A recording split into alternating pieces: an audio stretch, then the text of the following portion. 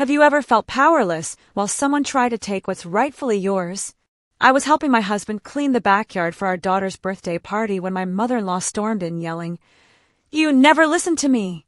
Then, shockingly, I overheard her on the phone saying, "If he finds out about the will, I'll lose everything," right in front of 200 guests.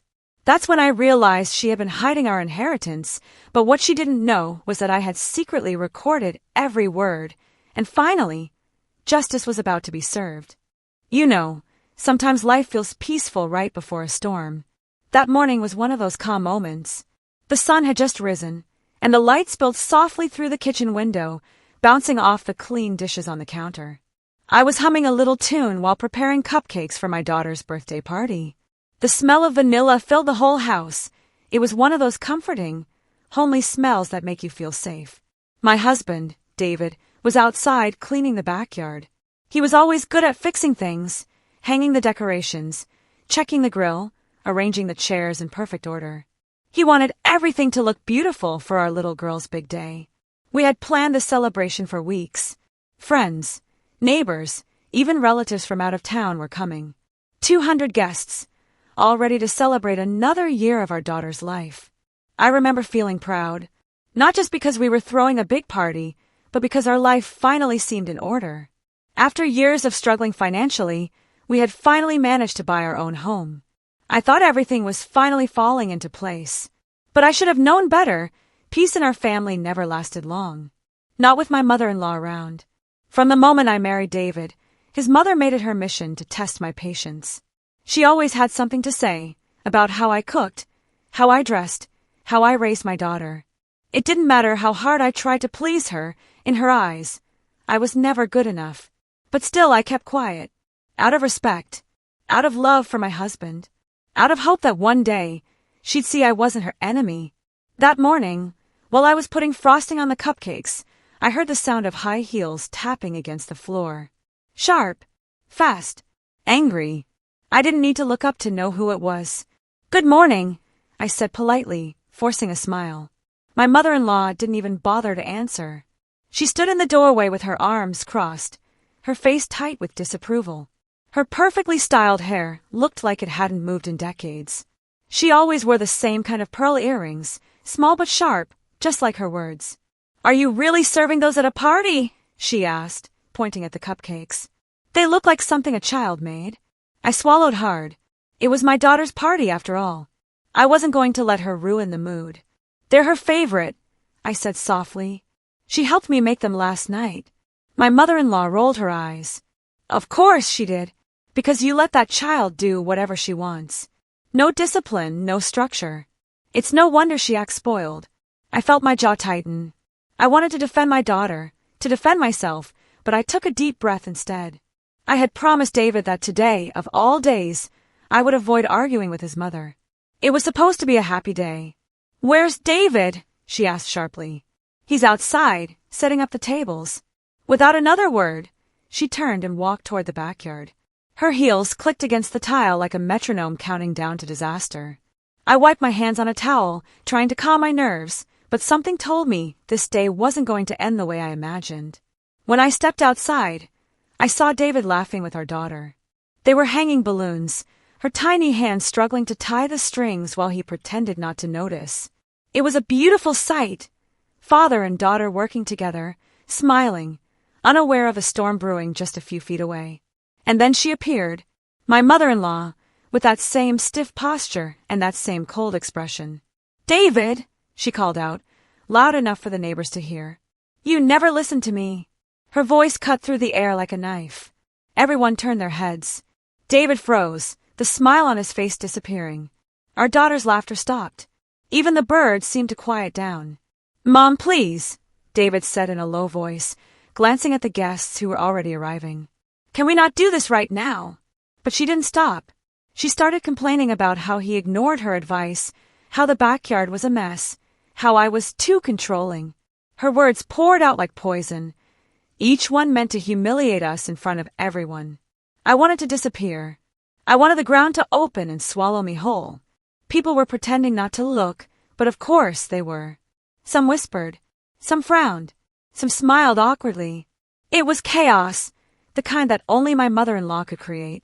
David finally managed to calm her down enough to get her inside, away from the crowd. I stayed back, helping our daughter with the decorations, but my hands were trembling. My heart was pounding.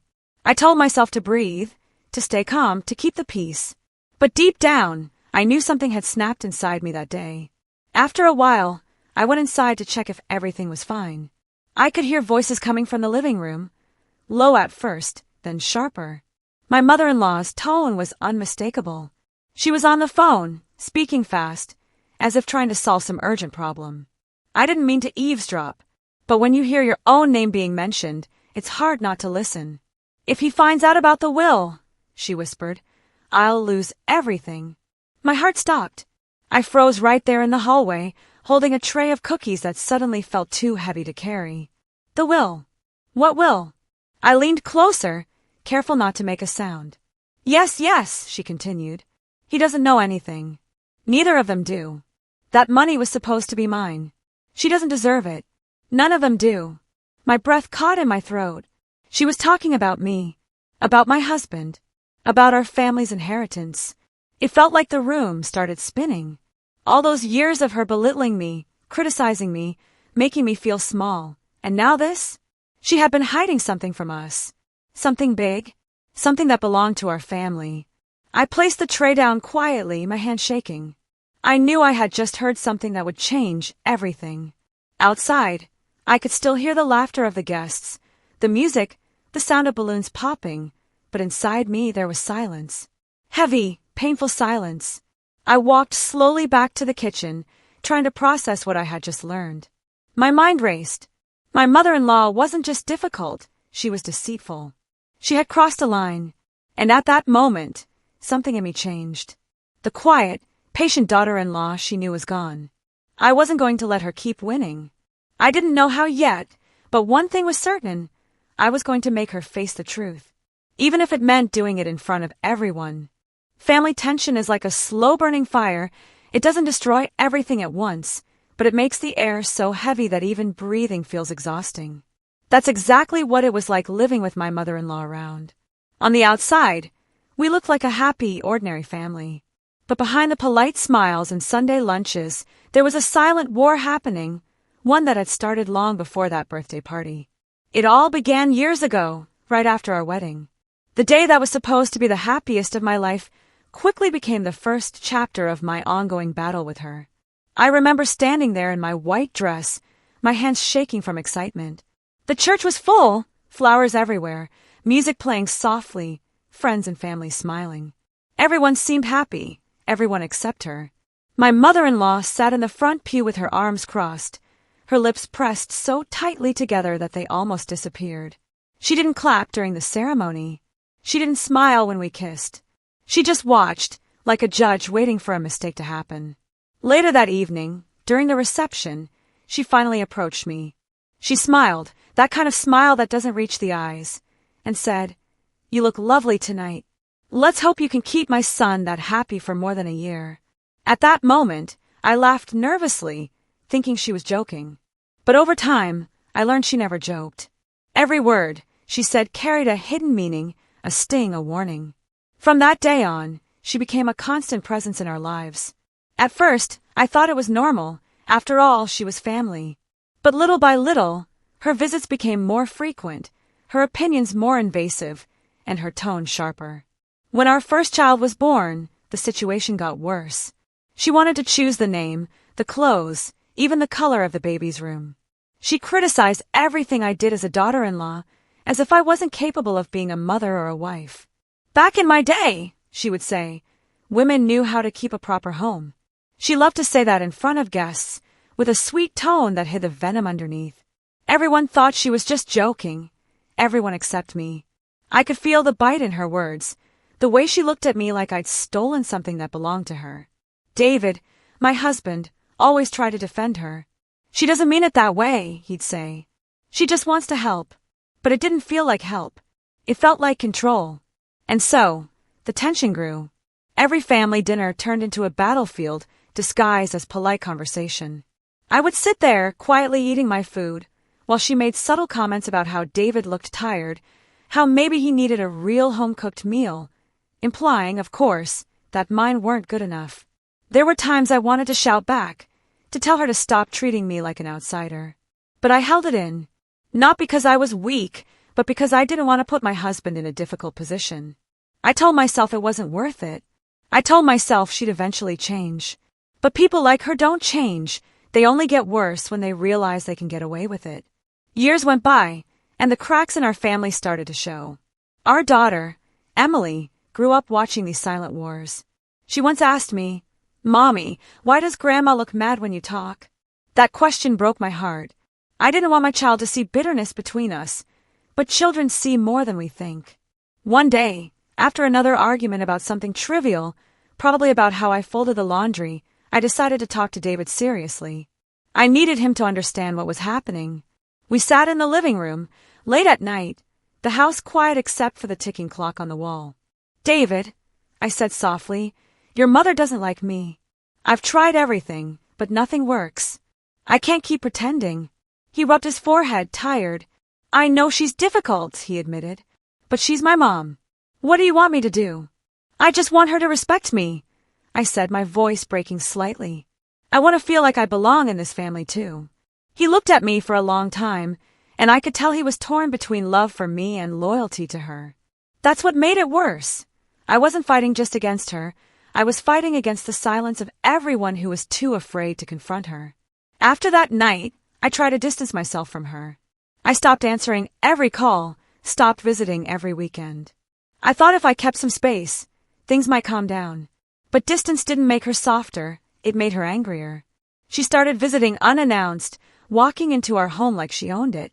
She'd rearrange furniture, throw away things she didn't like and say, "This house needs a woman's touch." A woman's touch. As if I wasn't one. Each small humiliation added up. It wasn't about the cupcakes or the decorations. It was about years of disrespect disguised as motherly advice.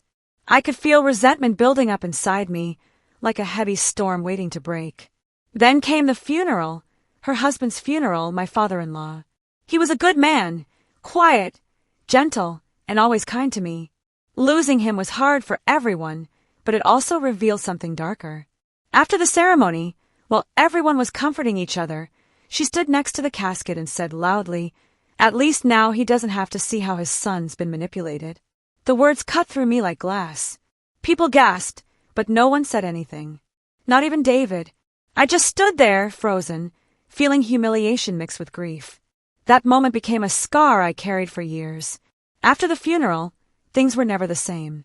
She seemed to grow even colder, as if losing her husband made her more determined to control everything left behind, especially David. She became obsessed with money, the house, the inheritance. I didn't understand the full picture then, but I could feel something was wrong. She was hiding things, manipulating documents, whispering to lawyers. The tension in our family had reached a point of no return. Every event, every gathering, every conversation felt like walking on a minefield. So when the day of my daughter's birthday party arrived, the day she screamed, "You never listened to me," it wasn't just about decorations or planning. It was years of frustration exploding all at once. To the guests, it looked like a mother and daughter-in-law having a small disagreement. But to me, it was the final straw. That was the moment I decided I couldn't take it anymore. I didn't want to live under her shadow or pretend everything was fine. I had stayed quiet for too long. The truth was burning inside me, and soon the world would hear it too. Because behind all that tension, behind every forced smile and every fake apology, there was a secret she thought I'd never discover. But she was wrong. And when I finally found out what she'd done, she would regret every cruel word she'd ever said. Sometimes the truth doesn't scream, it whispers. It hides behind small moments that seem meaningless until you look back and realize they were warnings. That day, I had no idea that I was standing right in the middle of one of those moments. It was a few days after that awful outburst in the backyard. The memory of my mother-in-law shouting, "You never listened to me," still echoed in my head like a bad song I couldn't stop hearing. The party was supposed to be a beautiful memory for my daughter, but instead, it had left a mark on all of us. Even my little girl, who was usually full of laughter, had asked quietly that night, "Mommy, why was Grandma so mad?" I didn't know what to say. How do you explain bitterness to a child? How do you tell her that sometimes family can hurt you more than strangers ever could? I try to brush it off, to focus on cleaning up after the party. The backyard was a mess. Half-empty cups on the tables, confetti stuck to the grass, the smell of barbecue still hanging in the air. David was helping me stack the chairs, and for the first time in a while, we weren't talking much. There was a silence between us that felt heavy. "She didn't mean to ruin the day," he finally said, breaking the quiet. "She just doesn't know when to stop." I wanted to believe that. I wanted to believe his mother wasn't as cruel as she seemed. But deep down, I knew better.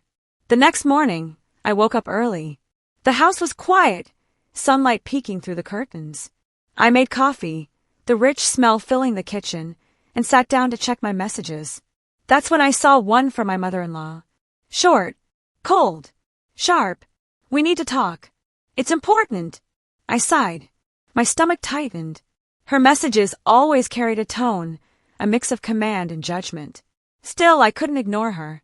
I called her, and she picked up on the first ring.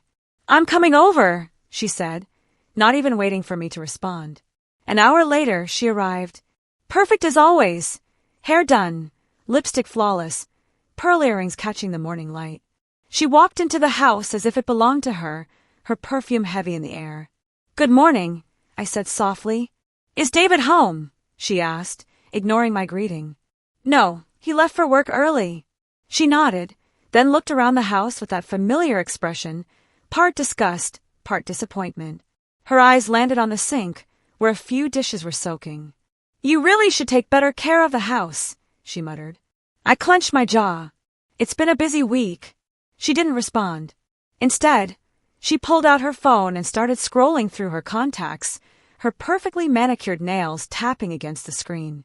That's when I noticed something, the way she held the phone close, her face tense, her eyes darting to me and then back to the screen. She stepped aside, walking toward the dining room, and lowered her voice. I could barely hear her words, but curiosity got the best of me. I moved a little closer, pretending to fix the flowers on the table. "Yes," she whispered. "He doesn't know anything." "Not yet." My heart skipped a beat. Who was she talking about? I took another silent step closer, careful not to make the floor creak. "If he finds out about the will," she said, her voice trembling slightly, "I'll lose everything." For a moment, I forgot how to breathe. The will. What will? I froze in place, the vase in my hand shaking. She kept talking, her tone sharper now. "I told the lawyer to keep it quiet. He can't know, not after everything I've done." I didn't understand all the details, but one thing was clear. She was hiding something big. Something about money, inheritance, maybe even property. Something that involved David. My pulse started racing. My mother-in-law was many things, controlling, cold, judgmental, but dishonest. That was new.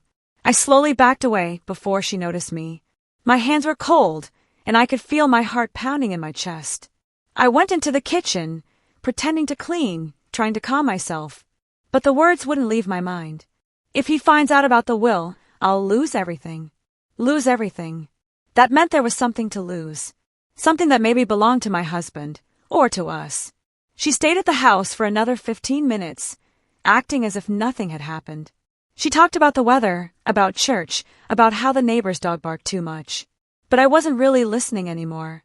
Every smile she gave me now looked fake. Every kind word sounded rehearsed. When she finally left, I sat down at the table, my hands trembling. I replayed her words in my head again and again. It wasn't just gossip, it was a confession. I needed to tell David. But how? What if I misunderstood? What if she had meant something else? That night, when David came home, I tried to bring it up gently. "David," I said, my voice careful, "do you know anything about a will?" He looked confused. "A will? No. Why?" "I just heard your mom mention something about it." He frowned. She probably meant her will. You know how dramatic she can be. I wanted to believe that, but I couldn't. The fear in her voice hadn't sounded dramatic. It had sounded desperate. Over the next few days, I tried to act normal, but I couldn't shake the feeling that something was wrong. Every time the phone rang, and she was on the other end, I felt uneasy. Every time she visited, I watched her carefully. I started noticing small things, how she avoided certain topics, how she changed the subject whenever David mentioned his late father, how she always kept documents close to her purse. And then, one afternoon, I found something that made my blood run cold. I was organizing the cabinet in the living room when I came across a small brown envelope with her handwriting on it. It wasn't sealed, just tucked between some old photo albums. Inside was a folded letter, a copy of a legal document.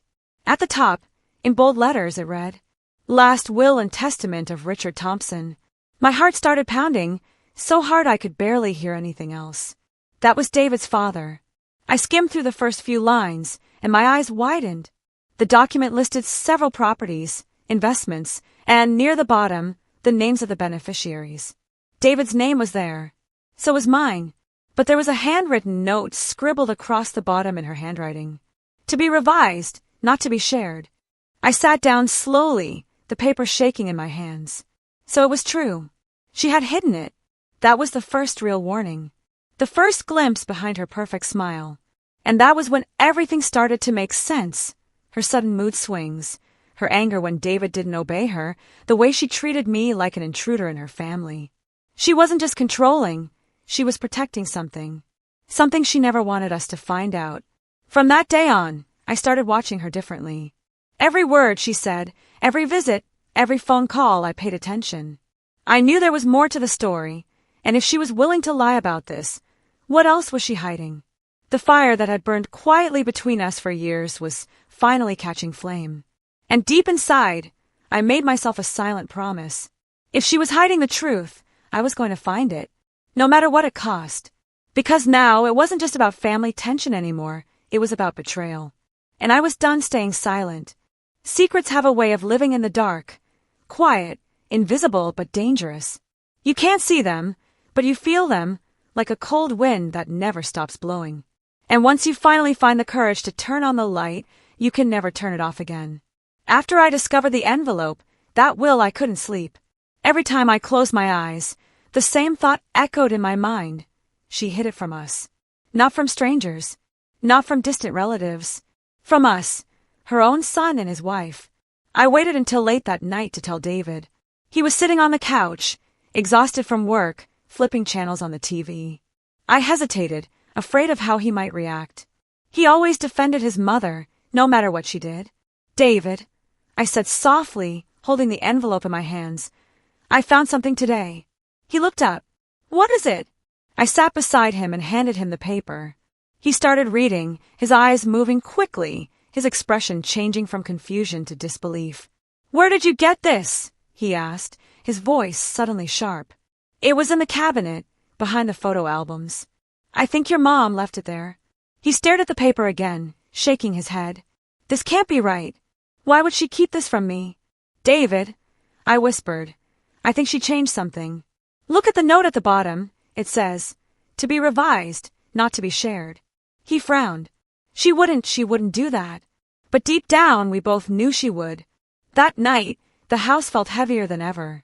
Every corner seemed to whisper. Every shadow seemed to move. I could feel the tension growing between us, not because we were angry at each other, but because neither of us wanted to admit what we were starting to realize. His mother had been lying for years. Over the next few days, David tried to talk to her. Every call went unanswered. Every visit ended with her pretending she was too busy or too tired. The more she avoided him, the clearer it became. She was hiding something. Then, one Sunday afternoon, fate handed me the truth in the most unexpected way. We were at her house for lunch. It was one of those forced family gatherings, polite smiles, heavy silence, the smell of roast chicken filling the air. I sat across the table from my mother-in-law, trying to act normal, even though my heart was pounding. David tried to bring it up casually. "Mom, I found Dad's will." Her fork froze halfway to her mouth. "What?" "The will," he repeated. "It was in one of your cabinets. Why didn't you tell me about it?" She blinked, forcing a small smile. "Oh, that old thing. It's nothing. Just a draft. It doesn't mean anything." "Then why hide it?" I asked, unable to stay silent any longer. Her eyes snapped toward me, cold and sharp. "This is between me and my son. I'm part of his family too," I said quietly. She stood up suddenly, her chair scraping the floor. You don't understand how things work. That document was a mistake. Your father-in-law didn't know what he was doing at the time. David frowned. Mom, what are you talking about? He was healthy when he wrote it. She took a deep breath, clearly struggling to keep her composure. He was confused. He thought he could trust everyone. But after he passed, I realized that if I didn't take control, everything he built would fall apart. I leaned forward, my voice steady but cold. So you took control by hiding his will? She didn't answer. Her silence was louder than any confession. David's face turned pale. Mom, tell me the truth. Did you change it? She looked at him, her son, the man who had always defended her, and something flickered in her eyes. Guilt, fear, pride, maybe all three. I did what I had to do, she said finally. I couldn't let you throw everything away on a woman who doesn't understand this family. The words hit me like a slap. David stood there frozen. His lips parted, but no sound came out. You lied to me, he whispered. You've been lying for years. She crossed her arms, her chin lifting defiantly. I protected what's ours. You should be thanking me. I felt my chest tighten. Thanking her? For stealing our future? For manipulating her own son? But before I could speak, she turned and walked away, leaving her plate untouched and her dignity shattered, though she didn't know it yet. When we got home that night, David was silent. He didn't speak during the drive, didn't look at me once.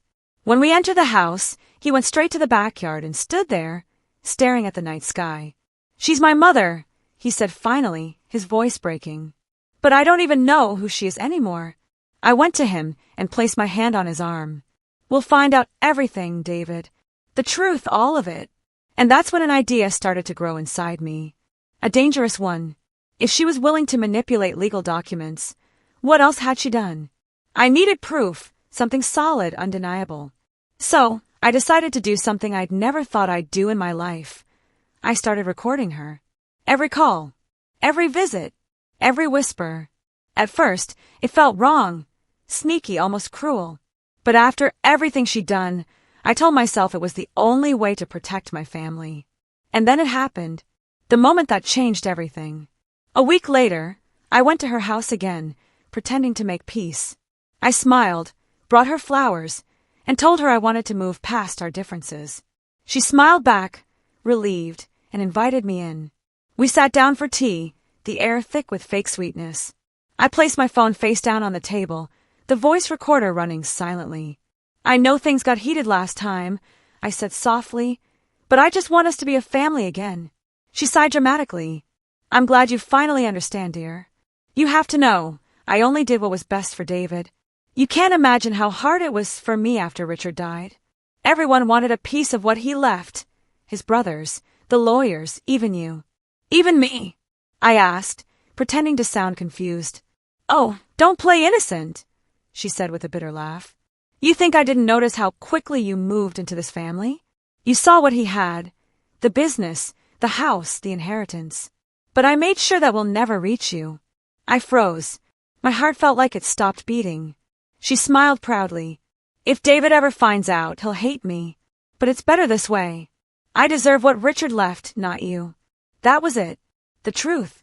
Every venomous word, every lie, all caught on my phone. I nodded slowly, keeping my expression calm, though inside I was trembling.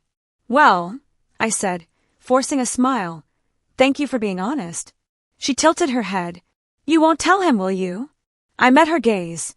We'll see. When I left her house that day, I could barely hold back tears. The sun was setting, painting the sky orange and red, and it felt like everything around me was on fire. But inside, I wasn't afraid anymore. I was ready, because now I had the truth. And with the truth comes power. That night, I played the recording for David. The moment his mother's voice filled the room, cold, arrogant, unapologetic, his face went pale. He sat there, silent, listening to every word. When it ended, he didn't move for a long time. Then he whispered, "She destroyed everything." I took his hand. "No, David. She destroyed herself." That was the moment everything changed. No more pretending. No more silence. The secret was out. And from that moment on, it wasn't about family anymore. It was about justice.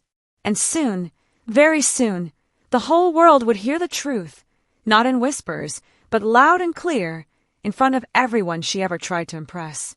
That night, after hearing my mother-in-law's voice on that recording, I couldn't sleep.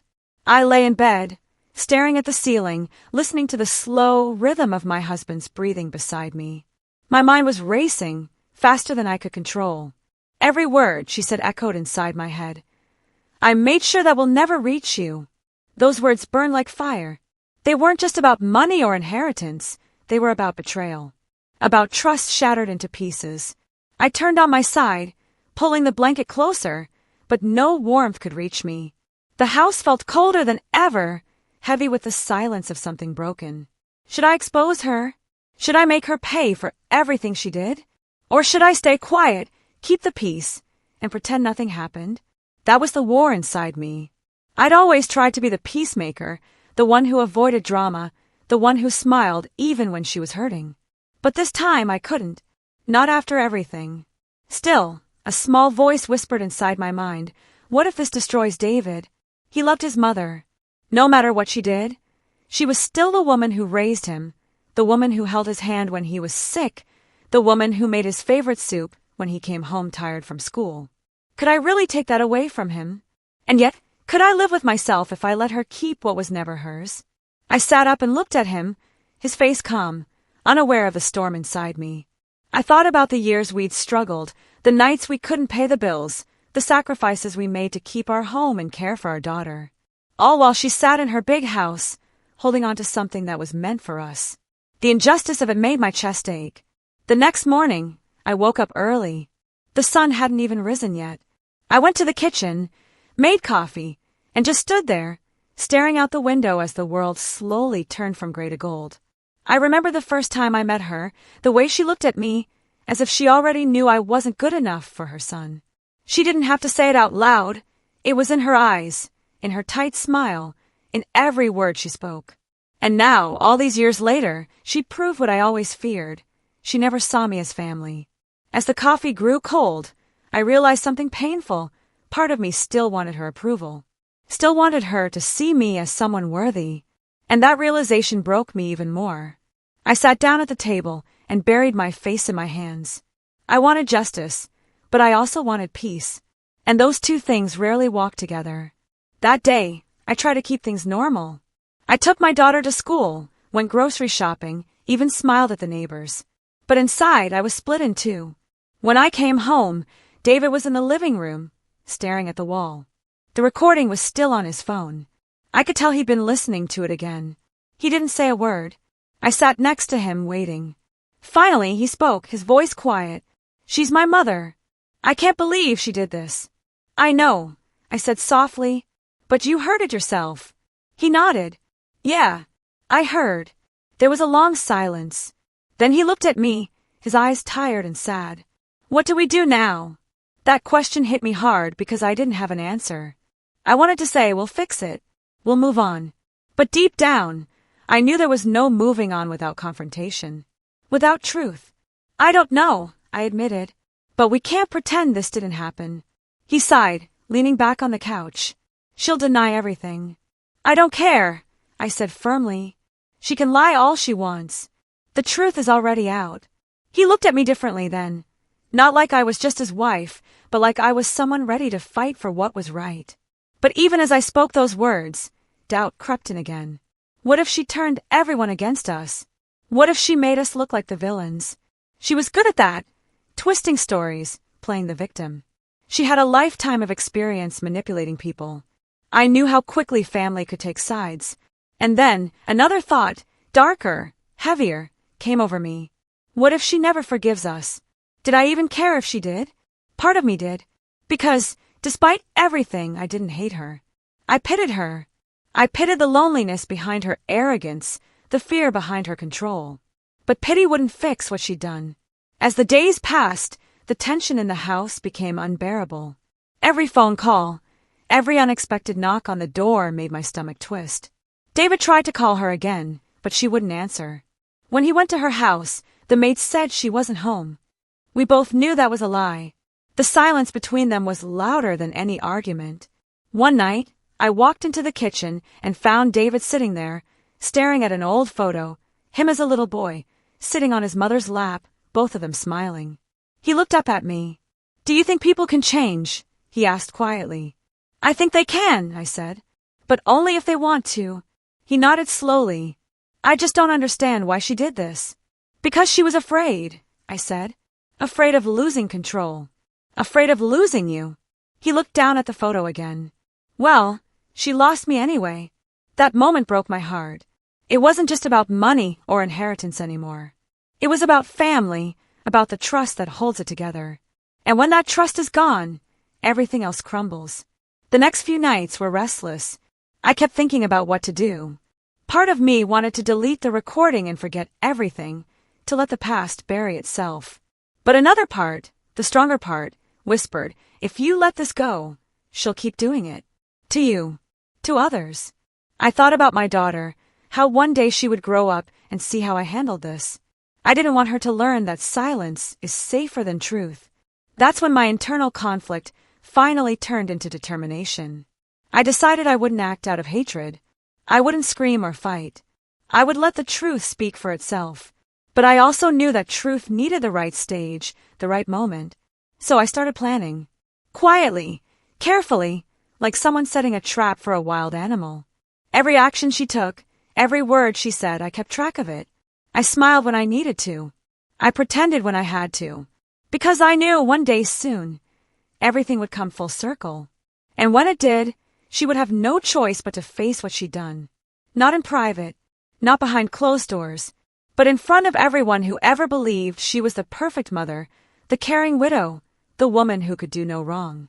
That was the moment the idea first took shape in my mind, the plan that would end in her downfall. But even as I thought about it, one question haunted me. When justice finally comes, will it heal me or destroy me too? I didn't know the answer yet. All I knew was that the storm inside me had stopped raging. Now it had direction, and I was ready to face whatever came next. Once the shock faded, and the recording sat heavy on my phone like an accusation I could not ignore, I realized that anger alone wouldn't win this. Anger is loud and messy. Justice needs patience and a plan. So I became quiet, not from fear but from purpose. I stopped reacting and started observing. I became the kind of daughter-in-law who smiled while counting every move. For weeks, my life turned into two lives at once. On the surface, I was the friendly wife and mother prepping for ordinary days, taking Emily to school, folding laundry, helping David with dinner. Underneath, I was a detective, an actor, an archivist. I watched the mother-in-law with a new kind of attention. Where she went, who she called, how she hid documents. I stored it all in my head. I learned her rhythms. She always made tea at 4 p.m. She slipped into nightgowns at exactly 10:30. She kept important papers in a small silver box at the back of her closet. Little things that seemed unimportant before became the pieces of a map. At first I worried that planning this would change me. I feared I'd become bitter, cruel. But planning quietly felt different. It felt like reclaiming something stolen. I told myself I wasn't out for humiliation. I was out for truth. For our daughter's future. For David's name. And maybe, deep down, for my own dignity. I started with documents. I spent evenings cross-referencing the copy I had found with public records. I asked casual questions in conversations with family lawyers, pretending curiosity about estate law while I scanned their reactions. I learned phrases like codicil, executor, and beneficiary until they felt familiar. I didn't tell David every small thing I found. Some truths were heavy, and I knew the weight would crush him in pieces if revealed too soon. But I also needed allies I could trust. I found one in an unexpected place. Sarah, my sister-in-law. She had always seemed neutral in the wars between my mother-in-law and me, but after a single, private conversation, "You look tired," she said, taking my hands into hers. She confessed she had noticed oddities too. "She asked me last month if I'd support some changes for the family," Sarah admitted, voice low. I thought it was strange. I didn't say anything. We made a quiet pact. She would watch for email threads and strange bank transfers. I would look for physical proof. Two small, ordinary people against a practiced manipulator, but there is power in two. I also rehearsed my own emotions. I practiced smiling while my stomach burned. I practiced softness while my resolve hardened. There were nights I sat in the dark and whispered to myself, "This is not revenge for revenge's sake. This is righting a wrong." Saying it out loud anchored me. The word revenge stung, but I couldn't pretend it wasn't part of a story, not in the way people in movies mouthed it, but as a slow, cooling satisfaction that truth would sit where lies had sat for so long. Technology became my ally. I learned how to make recordings sound clear, how to back up files in multiple places, and how to timestamp everything so it would be indisputable. I bought a small voice recorder and hid it in a pendant I wore to family dinners. I used my phone as a quiet witness when I visited, always face down on the table as if to show trust while it captured the opposite. Each recorded phrase, each slip of conscience from her lips, became a thread I could weave into a rope. I labeled files, wrote notes, and tucked copies into a locked drawer. I also encrypted a backup in the cloud. Not because I expected her to go after evidence, but because careful people prepare for the impossible. While I collected, I planned the stage. The birthday party for Emily had been chosen not for cruelty but for strategy.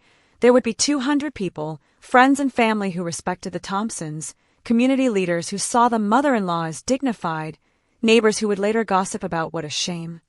Public exposure would be the most powerful cure for years of private lies. I walked the backyard in the evenings, imagining the flow of guests, the music, the moment the cake would be brought out, the perfect moment when people's attention focused on one place and one family. I drew diagrams in a notebook, deciding where speakers would be, where the microphone would sit, how the lighting would spotlight faces so the camera could catch every expression. The logistics were meticulous. I spoke with the caterer about timing under the pretense of wanting a seamless party. I asked the DJ to keep the music low at key moments, the cake, the speeches, a small toast, not telling him why I cared so much about silence. I even arranged for the sound guy to test the speaker levels the day before, telling him to make sure the audio was clear near the small stage where speeches usually happen. That stage would be where truth would speak. I thought of safety too. Public humiliation can have dangerous fallout. I wanted justice, not chaos. I consulted, in quiet whispers over coffee, with a solicitor friend I trusted about the legalities of playing a recorded conversation. He warned of privacy laws and defamation, but when I explained the circumstances, the will, the documents, the manipulation, he nodded slowly. "If it's factual and the recording is authentic," he said gently, "you have the right to reveal it in a context that is truthful." That reassurance didn't make my plan easier, but it made it possible. I would not be careless, I would be accurate. Emotionally, I prepared Emily. She was 5 and bright, and I hated the idea of dragging her into adult battles. But she needed to understand, in a way a child can, why some grown-ups weren't honest. I sat with her on the couch one afternoon and said softly, "You know how sometimes people say things that aren't true?" She nodded solemnly, because children know these things more than we think. "We are going to be brave and tell the truth if we have to," I told her. Her small hand found mine and squeezed. "Okay, Mommy," she said. That small, simple consent steadied me more than any plan. I also prepared David, step by careful step. I didn't ambush him. I let him absorb each truth at his own pace. We had long talks late at night, sometimes angry, sometimes quiet. There were moments when he wanted to run back to his mother and tell her that everything would be forgiven. In those moments, I held him and reminded him of the evidence we had, the years we had lost, the family he wanted to protect. He would look at the photos of his father, then at me, then at the files on my laptop. The conflict in his eyes was sharp and painful. But slowly, he began to see that protecting his mother's pride had cost them more than money. It had cost trust. There were sacrifices. I missed birthdays of distant friends because I could not bear small talk right now. I lied. I told people I was busy with Emily when I was actually meeting with a bank officer to confirm old deposit records. I pretended not to notice the mother-in-law's attempts to draw me into trivial fights so I could save my energy for the right blow. In those quiet, stolen hours, I felt both very small and very powerful. Weeks of preparation sharpened into a single plan. Factual, legal, emotional, humane. I would not shame for the sake of spectacle. I would reveal in the clearest, calmest way possible the evidence that proved her lies.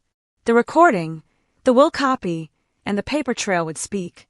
I rehearsed the words I would say that night, the tone I would use, the way I would hand David the proof, and let him choose how to respond. I rehearsed to keep my hands steady and my voice steady, because every tremor would be written about later. Still, in the quietest hours, I wrestled with the final question: would public truth mend what was broken? Or would it destroy what little family we had left? That question lived in me like a hollow. Yet every time I thought of Emily and the future I wanted for her, a life where truth mattered more than appearances, my resolve hardened. On the morning of the party, I did something simple. I put on my best dress, a modest color that didn't shout. I braided Emily's hair and kissed her forehead. I hugged David and told him I loved him. Then, with my phone tucked safely in my purse and the recorder set to one more backup, I walked into the backyard where 200 people were already gathering, unaware that a storm would come not from the sky, but from a family's buried past. Everything in me had been quiet for weeks, but now silence became a strategy. The planning had been silent, careful and precise. The stage was set. All that remained was the moment, and moments, I had learned, can either break you or free you. The day of the party dawned warm and golden, the kind of morning that tricks you into believing that nothing bad could ever happen under such a gentle sky. The sunlight filtered through the curtains, brushing the room in a soft, honey-colored glow. From the moment I opened my eyes, I could feel the pulse of anticipation in my chest. Today wasn't just Emily's birthday.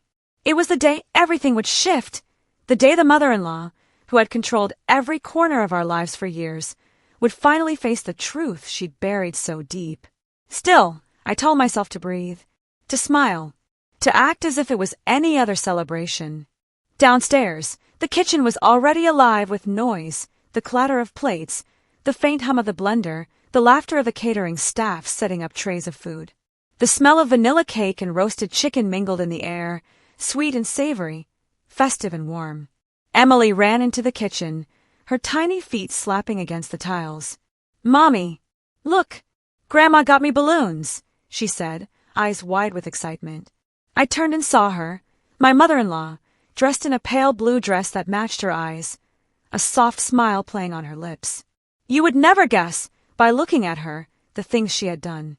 She looked like the perfect hostess, graceful and generous, holding a bunch of pink and white balloons like a gift from heaven. Her performance was flawless, as always. "Happy birthday, sweetheart," she said to Emily, bending down to kiss her cheek. Her voice was syrupy sweet, but when she glanced at me, her smile faltered just a fraction, a quick, sharp look that lasted less than a second. Only I noticed it. Only I knew what it meant. "Thank you, Mom," I said, keeping my tone neutral, my face unreadable.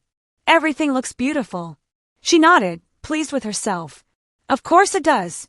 I wanted my granddaughter to have a party she'll never forget." "Oh, she'll never forget it," I thought quietly. "None of us will." By noon, the backyard had transformed into a small paradise of decorations. Strings of fairy lights hung across the fence, the tables were draped in pastel linens, and clusters of flowers bloomed in every corner. A large banner fluttered in the gentle breeze. "Happy 5th birthday, Emily." Guests began to arrive one by one. Neighbors, friends from school, distant relatives, and of course the Thompsons' family circle. They came with smiles, hugs, and gift bags wrapped in glittering paper. Children darted around the lawn chasing bubbles, their laughter blending with the soft music playing from the speakers. David greeted people at the gate, shaking hands and laughing easily, though I could see the tension in his shoulders. He had been quieter lately, ever since he saw the recordings, his mother's voice saying words she could never take back. But today, he had promised to stay calm. "No matter what happens," I had told him, "we let the truth speak for itself." He had nodded. "For Emily," he said. Inside the house, I checked the microphone setup one last time. The sound technician adjusted levels while pretending not to notice how my hands trembled. I told him, "We'll do a few speeches later, keep the mic close." He nodded, giving me a thumbs up. He didn't know that the small silver pendant around my neck held more power than the microphone ever could. Inside it, the recorder waited, quiet and ready. I stepped outside again, and the sight almost took my breath away. Everyone was gathered now. The backyard was alive, children giggling, adults chatting, glasses clinking. Even the air itself seemed to hum with a kind of electricity, like the calm before a summer storm. Then I saw her again. My mother-in-law stood near the center of the crowd, basking in admiration. People surrounded her, complimenting the decorations, the food, the organization. She accepted every word as if she were the queen of the day. "Oh, it was nothing," she said modestly, though her eyes sparkled with pride. "I just wanted everything to be perfect for my family." I watched her, remembering the night I had found the will, the document she had forged, the betrayal she had hidden behind smiles just like these. My heart beat faster. Not from fear, but from clarity. This is what lies look like when they wear perfume and pearls. When the clock struck 3, the DJ turned down the music and announced, "All right, everyone. It's time for cake." A wave of applause rippled through the guests as the giant, pink-frosted cake was carried out. Emily jumped up and down, her little hands clapping in excitement. "That's my cake," she shouted joyfully. The moment was picture-perfect. Cameras flashed. Everyone gathered around the table, forming a circle of smiling faces. David stood on one side, I stood on the other, and my mother-in-law took her place right beside me, one arm around Emily, pretending unity. She leaned slightly toward me and whispered, "You see, dear? This is what a real family looks like." I turned my head slowly, meeting her eyes. "Yes," I said softly, "but only if it's built on truth." Her smile froze for a second, a tiny crack in her flawless mask. She didn't know how close her downfall was, how near the truth had come. After the candles were blown out and the crowd cheered, the DJ raised the microphone again. "Now, before we eat, David would like to say a few words." David hesitated, glancing at me. I nodded subtly. This was the moment we had practiced, not the revelation yet, but the path toward it. He took the microphone, cleared his throat, and smiled. "I just want to thank everyone for being here," he began, his voice steady but carrying an undercurrent of emotion. "My little girl is 5 today, and I couldn't be prouder. Family means everything to us. And I think it's important to remember that family isn't about perfection. It's about honesty, forgiveness, and love." A murmur of approval spread through the crowd. My mother-in-law beamed, clapping loudly. She didn't realize that each word was chosen carefully, deliberately. David continued, "And sometimes the truth can be hard to face. But when it comes to light, it can heal more than it hurts." I watched her closely.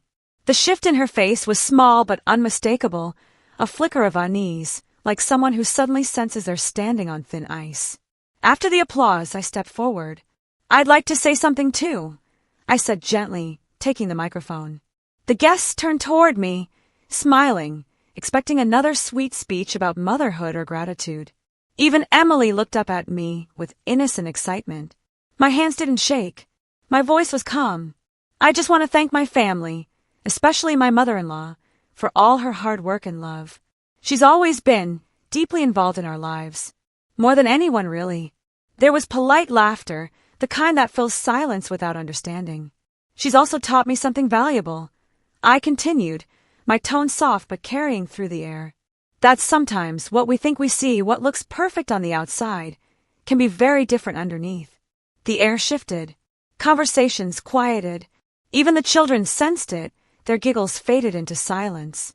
I saw her stiffen beside me. Then, I reached into my pocket and held up my phone. The screen glowed faintly in the sunlight. "I think it's time we all heard what real family love sounds like," I said quietly, pressing play. The recording began. Her voice, sharp, cold, unmistakable, filled the speakers. "She doesn't deserve anything. Once that will is signed, I'll make sure David has control over everything. That girl is just temporary." Gasps rippled through the crowd like a wave. The laughter, the chatter, the smiles all gone. People stared at her, eyes wide in disbelief. David froze, his face pale. Emily clutched my hand, confused but calm. My mother-in-law turned toward me, her face drained of color. "You? How dare you?" she stammered, but the damage was already done. I let the silence hang in the air, heavy and absolute. Then I said softly, "This is what family truth sounds like. And today I'm done pretending." She tried to speak again, to defend herself, but no words came out. Her reputation, her image, her control, all crumbling right there under the gentle sunlight, in front of 200 witnesses. And as I stood there, holding the phone, I didn't feel joy or revenge, only relief. The kind that comes when years of silence finally find their voice. The party had begun as a celebration of a child's birthday. But by the time it would end, it would become the day a woman's lies met the light, and truth, after so many years in the dark, finally danced in the open. There are moments in life when the world seems to slow down, not because time actually moves differently, but because your heart does. That afternoon, as the sun poured over the backyard and the laughter of children echoed through the air, I felt time stretch in that strange way. Everything was happening around me, people talking, glasses clinking, music playing, and yet I was focused on one thing, her. My mother-in-law. She moved through the crowd like a queen at her own coronation. Her head was held high, her smile perfectly practiced, her eyes darting from one guest to another, making sure everyone saw her as the warm, graceful hostess. But I had learned to look beyond that smile. I had learned to see the details, the ones most people missed.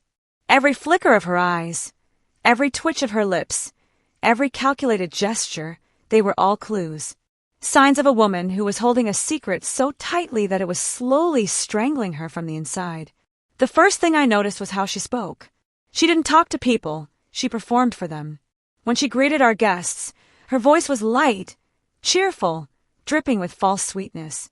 "Oh, thank you for coming. Isn't Emily just precious today?" she said, her hands clasped together. "I can't believe how fast she's growing. Feels like just yesterday she took her first steps in my living room." Everyone laughed softly, smiling at her fond tone. But I saw what came next, the quick flick of her eyes toward me. A flash of something sharp, something territorial. It was as if she wanted to remind everyone that she was the matriarch, that Emily's memories somehow belonged to her. When one of David's cousins complimented me, "You've done such a wonderful job raising Emily," my mother-in-law's smile faltered for a split second. I caught it, a tiny tightening around her mouth, a quick swallow. Then she recovered, laughing lightly. "Oh yes, she's wonderful. Though I do think she gets her good manners from her father's side." There it was again, that subtle twist of the knife. A sweet insult disguised as a compliment. And everyone, as usual, smiled politely, missing the sting. As the afternoon went on, I began to see more, things so small, so ordinary that most would have brushed them off. But I had learned that truth hides in the ordinary. She kept touching her pearl necklace, over and over. A nervous habit, maybe. But it wasn't just that. She twisted it whenever someone mentioned money, family, or the past. The pearls caught the sunlight, gleaming like tiny secrets around her neck. At one point, I heard her speaking with an old family friend near the buffet table. I stood just far enough to listen without being noticed. "Oh, you know how hard it's been since Harold passed," she said, lowering her voice. "Managing the estate, the properties, the finances, it's so overwhelming." Her tone was soft, sorrowful, the perfect grieving widow. But then, she added with a sigh, "Of course, David doesn't really understand how much responsibility I've had to take on. He's busy with his little family." His little family. My heart clenched. She said it so casually, as if Emily and I were some minor side project in David's life, not his home, not his heart. The friend nodded sympathetically, none the wiser. "You've always been the strong one," she said kindly. "Oh, I try," my mother-in-law replied, pressing a hand to her chest. But her eyes glimmered with something else, pride, not pain. She enjoyed playing the victim. When she wasn't performing for others, she hovered around the party, checking the food, rearranging decorations that were already perfect, whispering little instructions to the staff. She couldn't stop controlling. It was like breathing for her. At one point, I watched her walk over to the dessert table. The cake was a masterpiece, layers of strawberry and vanilla, topped with delicate pink roses. She adjusted one of the candles slightly, then leaned toward Emily, who was standing nearby, looking up in awe. "Now, sweetheart," she said sweetly, "when you blow out your candles, make sure you thank Grandma first, okay? Grandma made this day special." My jaw tightened. Emily nodded innocently, her little curls bouncing as she said, "Okay, Grandma." It was such a small moment, barely a ripple in the day, but to me, it was everything. It was how she worked. She didn't shout, didn't demand control openly. She built her empire quietly, piece by piece, through guilt, manipulation, and appearances. She wanted Emily to see her as the hero, the provider, the heart of the family. But today, that illusion would crumble. Later, when I went inside to grab more napkins, I passed by the guest room where she had left her purse on the dresser. The door was slightly open. Out of habit, or maybe instinct, I glanced inside. On top of the dresser lay her phone, screen facing up, buzzing with a notification. For a moment, I froze. Then I leaned closer. The preview line read, "Don't forget to bring the envelope. We need to finalize before he finds out." My breath caught. The sender's name was Mr. Lewis, the family lawyer. A wave of cold washed over me. The will, the one she thought no one knew about. The secret she had guarded so viciously. I stepped back, my mind spinning. I didn't need to read more. I already had the proof I needed recorded on my phone, but seeing that message, seeing how carelessly she carried the weight of her lies, made my resolve even stronger. I smiled faintly to myself. She had no idea that while she was busy managing appearances, I was managing truth. Back outside, the light was softer now. The sun had begun to dip toward the horizon, painting the sky in shades of gold and lavender. The air hummed with music and chatter. I walked slowly through the crowd, holding a tray of lemonade, pretending to mingle. But my mind was elsewhere, sharp and focused. Everywhere I looked, I saw her influence. Guests who adored her. Friends who believed every word she said. Even some of David's relatives, who once supported me, had begun to drift closer to her orbit, charmed by her charisma, blinded by her good intentions. I studied her from across the yard as she stood near the fountain, a cluster of guests around her. She was laughing at something, one hand over her chest, the other holding a glass of champagne. The soft light reflected off her pearls and hair, making her look almost angelic. But I noticed the tension in her hand, her fingers gripping the glass too tightly. And her laugh, though melodic, was just a fraction too loud. She was nervous. She knew something was off. David came up beside me quietly, his arm brushing mine. "You okay?" he whispered. I nodded slightly, keeping my eyes on his mother. "She's uneasy," I said softly. "She can feel it." He followed my gaze. "You think she suspects?" "Not yet," I murmured. "But she will soon." David sighed, running a hand through his hair. "It's strange," he said. "Even after everything she's done, I still keep hoping she'll change." I looked at him, at the man I loved caught between loyalty and truth, and felt a pang of sympathy. "Some people don't change," I said quietly. "They just get better at pretending." He didn't respond. We both stood there for a long moment, watching her laugh among her admirers, her mask still perfectly intact. As the evening deepened, the fairy lights began to glow, casting a soft, dreamlike shimmer over the garden. The music turned slower, and the guests' voices blended into a pleasant murmur. From the outside, it was a perfect party, a picture of happiness. But under that perfection, tension coiled tighter with every passing minute. I could feel it building, like a storm gathering on the horizon. And then, just before the cake ceremony began, I saw something that froze me. My mother-in-law, standing near the patio table, took out her phone. She turned her back slightly and began to type quickly, her face pale but focused. I couldn't see the screen, but I could read her lips. One phrase, barely a whisper, escaped her mouth. "He can't find out tonight." My heart stopped. He. She wasn't talking about David. She was talking about someone else. Someone who knew the truth about the will. And in that moment, I realized something terrifying. Her secret wasn't just about money. It was about power, about control, about everything she had built around lies. I stood there, frozen in the golden glow of the fairy lights, my mind racing. The laughter around me faded, replaced by the distant hum of my heartbeat. The details, the pearls, the smile, the whispers, the trembling hand, they weren't just clues. They were warnings. And as I watched her turn toward the crowd again, laughing as if nothing had happened, I finally understood. She wasn't afraid of being exposed. She was afraid of losing control. And tonight, under these lights and among 200 guests, that control would slip, piece by piece, word by word, until she was forced to face the truth she'd buried for far too long. There are moments in life when everything you've endured, every hurt, every humiliation, every sleepless night, builds up to one single instant, a heartbeat that decides who you'll be from that day on. For me, that moment arrived as the sun dipped low and painted the sky in fiery streaks of orange and gold.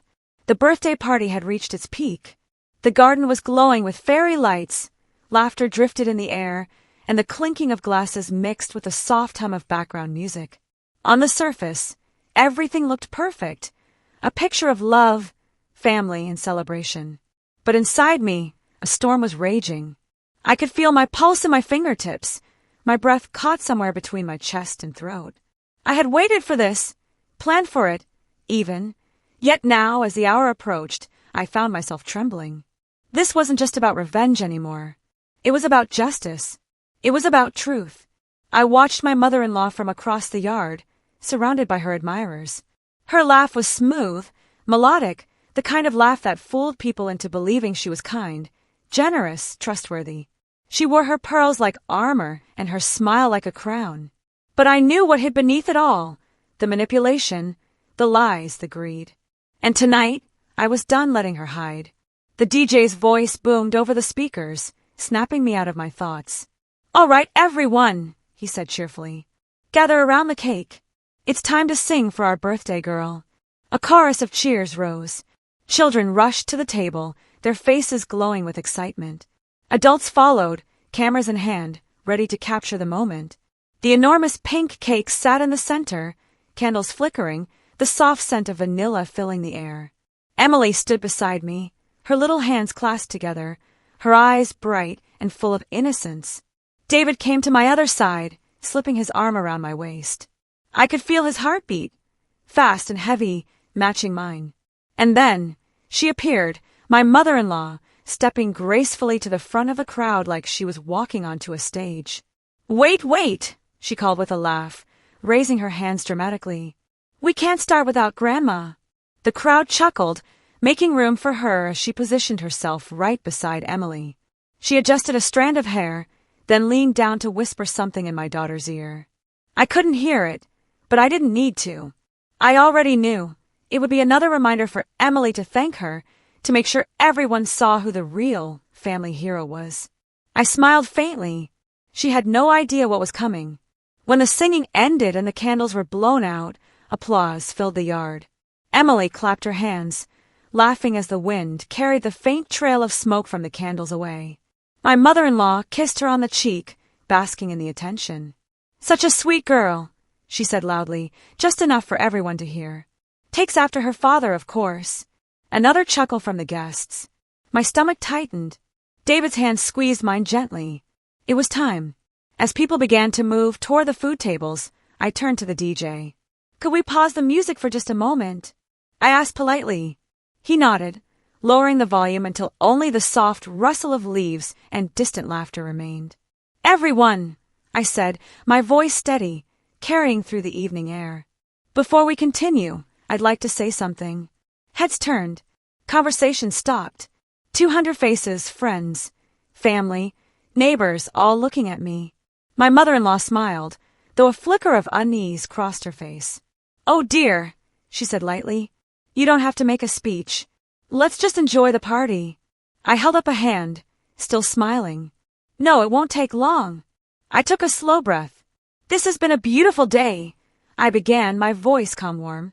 "Our daughter is growing up surrounded by so much love and family. And I think that's something worth celebrating, not just with cake, but with honesty." The guests shifted slightly, curious. I continued. "Family isn't about pretending. It's about trust, about doing the right thing, even when it's hard. And sometimes it's about standing up when something isn't right." I turned my gaze toward my mother-in-law. Our eyes met, hers sharp, calculating.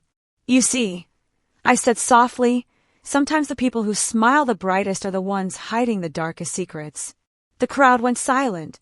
You could hear the faint clink of a glass somewhere in the distance, the hum of a light buzzing above. Her expression didn't change much, just a twitch near her temple, a tiny, almost invisible muscle spasm that told me she understood. "Sweetheart," she said, forcing a chuckle, I think you've had too much champagne. I smiled. Maybe. But I think it's time everyone heard something. I reached into my pocket and pulled out my phone. The crowd murmured. Some leaned forward, intrigued. I want to share a recording, I said. Something that might change how we see this family. My mother-in-law's face drained of color. What are you doing? She hissed under her breath. David stepped closer to me, his jaw tight. Mom, he said quietly, just listen. I pressed play. At first, the sound was faint, background noise, a bit of static. Then came the unmistakable voice. Her voice. Cold. Confident. Cruel.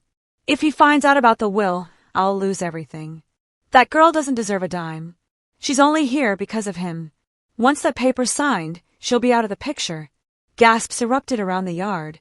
Some covered their mouths. Others turned their heads toward her, disbelief written across their faces. David stood frozen. Mom, what is this? He asked, his voice breaking. She tried to speak. It's a misunderstanding, but her words stumbled. I held up the phone again. That was recorded in this very house, I said quietly. The night before Harold's funeral. The world seemed to shrink in that instant, just her and me, and the truth hanging heavy between us. Her breathing quickened. You had no right to... No right. I interrupted, my voice still calm, but sharper now. No right to protect my family? To make sure my husband and daughter aren't robbed of what's rightfully theirs. Her eyes darted wildly, scanning the faces around her. Everyone was watching. There was nowhere left to hide. David, please, she pleaded, reaching for him. You know me. You know I'd never. He stepped back. Just one step, but it was enough. The final crack in her perfect image. Tears welled in her eyes, but they weren't the kind that came from sorrow. They were from fear. Fear of losing control. Fear of being exposed. Why? David whispered. Why would you do that? She opened her mouth, but no words came out. Only silence. And then, something unexpected happened.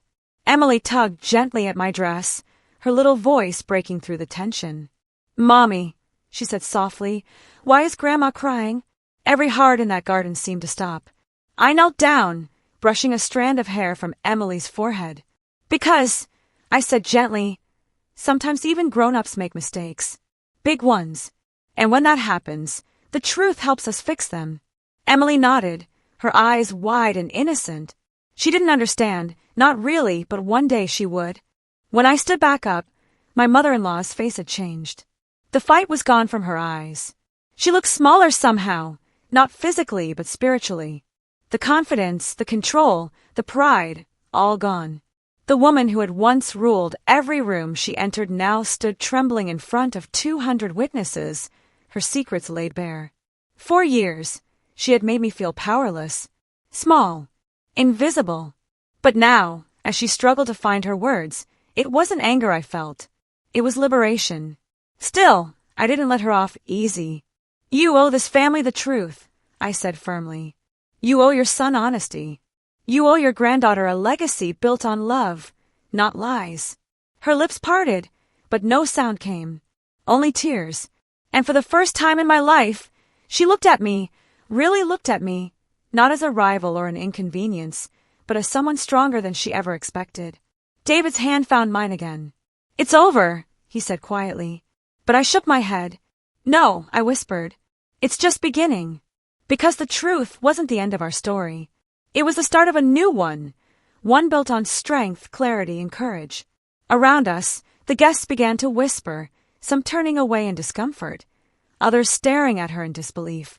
The perfect image of the flawless mother-in-law had finally shattered, and as the lights flickered softly in the warm night air, I felt something deep inside me settle. Not vengeance, not victory, but peace. This was the moment of confrontation, the moment truth finally stood taller than lies. And though the night was far from over, I knew one thing for certain. From that moment on, she would never hold power over us again. There are moments in life when time doesn't just slow down, it stops.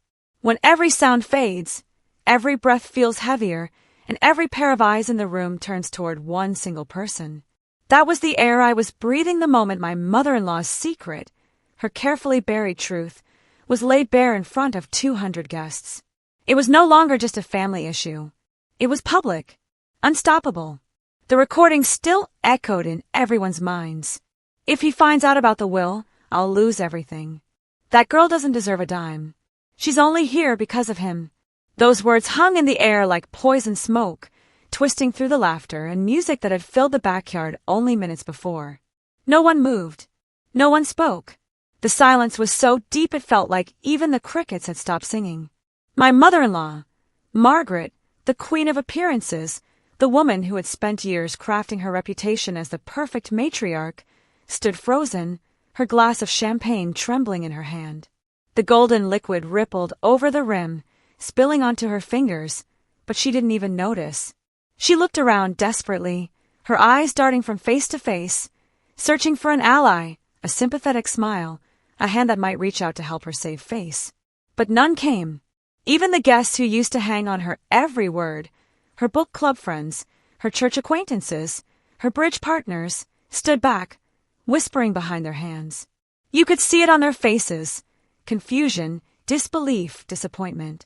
It was as if the mask she'd worn for decades had been ripped off, and for the first time, everyone saw the truth beneath: selfishness, deceit, and fear. I didn't say a word at first. I just watched as she tried to gather herself, wiping her palms on her skirt, straightening her pearls as if fixing them could somehow restore her dignity. Everyone, she began, her voice shaking but still laced with that sharp, commanding tone she always used. This is ridiculous. It's a misunderstanding. Murmurs rippled through the crowd. David, standing beside me, looked at her with eyes that were both wounded and angry. A misunderstanding, he repeated, his voice tight. You said those exact words, Mom. On that recording. That was your voice. Her face paled. You think I'd ever try to hurt you? To take what's yours? I was just... What? I interrupted quietly. Protecting yourself. She turned her glare toward me, the kind of glare that used to make me shrink, the kind that had silenced me so many times before. But not tonight. Don't twist my words, she snapped. You don't understand what it's like to lose everything you built. The words tumbled out, a mix of desperation and pride. No, I said softly, you don't understand what it's like to be treated like you're nothing by the person who's supposed to be family. Gasps whispered through the guests again. You could feel the tension shifting, sympathy starting to move away from her and toward me and David. I took a slow breath and looked around. The faces staring back weren't just curious anymore, they were emotional, engaged. Some nodded slightly, as if they'd seen something like this in their own lives. A controlling relative, a hidden betrayal. Harold trusted you, I said, my voice steady now, louder. He trusted you with his estate, with his son's future, with his granddaughter's security. And you betrayed that trust, not just behind our backs, but in front of everyone who believed in you. Margaret's lips trembled. You don't know the whole story. Then tell us, I said, taking a step closer. Tell everyone. Right now. She hesitated. Her gaze swept across the crowd, faces she'd known for years, faces she'd wanted to impress. Then, something cracked. Her shoulders slumped, her chin quivered. She took a shaky breath, and for the first time that night, she didn't look like the polished, untouchable woman she always pretended to be. She looked small. I didn't mean to hurt anyone, she began, her voice trembling. When Harold passed, I panicked. I thought if David inherited everything, he'd move away. He'd forget about me. And I couldn't stand being alone. A collective gasp went through the crowd. So you leet? David asked quietly. I only wanted to protect what was left of his family, she insisted, though her voice broke halfway through. Everything I did, hiding the will, keeping things quiet, it was for us. For you. For us. David repeated, disbelief in his tone. You thought lying to me and stealing from my daughter was for us. She reached out, but he pulled back. Tears began to roll down her cheeks, leaving streaks through her makeup. Her perfect image, the one she built brick by brick for decades, was crumbling in real time, right there under the fairy lights. Guests murmured again, but this time it wasn't gossip. It was pity. I watched her, feeling a complex storm inside me. Anger, yes. Relief, too. But also something deeper, sadness. Because as much as I despised what she'd done, I could see now that behind her cruelty was something pitiful, fear. Fear of aging. Fear of being forgotten. Fear of losing control. And that fear had destroyed everything she claimed to love. David turned to her, his voice low but firm. "You could have talked to me. You could have trusted me. Instead, you treated us like enemies." Margaret's sobs came louder now. "I thought you'd take her side," she cried, pointing at me with shaking hands. "She was changing you, making you forget who you are." David's jaw tightened. "She didn't change me, Mom. She showed me what love really is." There it was, the line that broke her completely. She froze, the accusation dying on her lips. For the first time, Margaret understood. She had lost not just her secret, not just her power, but the one person she had tried so desperately to control. Then came the most unexpected moment of all. She turned toward me, her eyes red, her makeup smudged, and whispered, "I'm sorry." At first, I thought I'd imagined it. But then she said it again, louder this time, her voice trembling. "I'm sorry. I shouldn't have done it. Any of it." And then, before I could even react, she sank to her knees. The crowd gasped. Cameras clicked. "Please," she sobbed. "Please forgive me. I just wanted to protect my family." Her voice cracked on the last word. I felt every eye turn to me. People were waiting to see how I'd respond. Would I humiliate her? Would I turn away? Would I give her the revenge they all secretly expected? I took a deep breath, my heart pounding. "Margaret," I said softly, "forgiveness isn't about pretending nothing happened. It's about facing the truth and living with it." She looked up at me, her eyes searching for something, mercy perhaps. "I can't forget what you did," I continued, my tone steady but kind. "But maybe one day we can rebuild. Not for you, not for me, but for Emily." At the mention of our daughter's name, her sobs deepened. David stepped forward, wrapping an arm around me. The guests slowly began to applaud. Not loudly, not wildly, but softly, respectfully. It wasn't a celebration. It was a release. People started to whisper again, this time with empathy rather than judgment. The tension that had held the night hostage began to lift. Margaret remained on her knees for a few seconds longer, her hands shaking, her tears falling silently onto the grass. Then, with David's help, she rose. The music resumed faintly in the background, a gentle melody, almost poetic in its timing. And as I stood there, holding my husband's hand, watching his mother try to gather the remnants of her pride, I realized something important. This wasn't just a story of betrayal. It was a story about truth, brutal, painful truth, setting people free. Because sometimes, the revelation that destroys everything is the only thing that can truly rebuild what's real. That night, as the guests slowly drifted away and the laughter faded into the distance, I looked up at the fairy lights swaying gently in the breeze. The party was over, but our family's real story, the honest one, stripped of lies and secrets, had finally begun. And in that fragile, quiet moment, I knew that no matter how dark things had been, we were stepping into something brighter. Because truth, no matter how public, no matter how painful, had finally won. The moment hung in the air, suspended between disbelief and inevitability. 200 pairs of eyes were on me, all silently demanding a response. What would I do now that my mother-in-law had collapsed under the weight of her own lies in front of everyone? It was a moment I had anticipated, planned for, rehearsed in the quiet hours of the night, yet nothing could prepare me for the sheer intensity of standing there, breathing in the tension, feeling the collective gaze of family, friends, and strangers alike pressing against my chest like a physical weight. I took a slow breath, grounding myself, feeling my hands slightly tremble before settling them firmly at my sides. This wasn't just about justice. This was about balance, the equilibrium between hurt and healing, betrayal and understanding, anger and compassion. I had felt years of suppression, of indignation at the subtle manipulations, the controlling whispers, the covert strategies she had deployed to maintain power in our family. And yet, standing there, I knew that my reaction had to be measured, deliberate, and ultimately reflective of who I wanted to be, not just as her victim, but as the mother of my daughter, the wife of my husband, and the anchor of our family's future.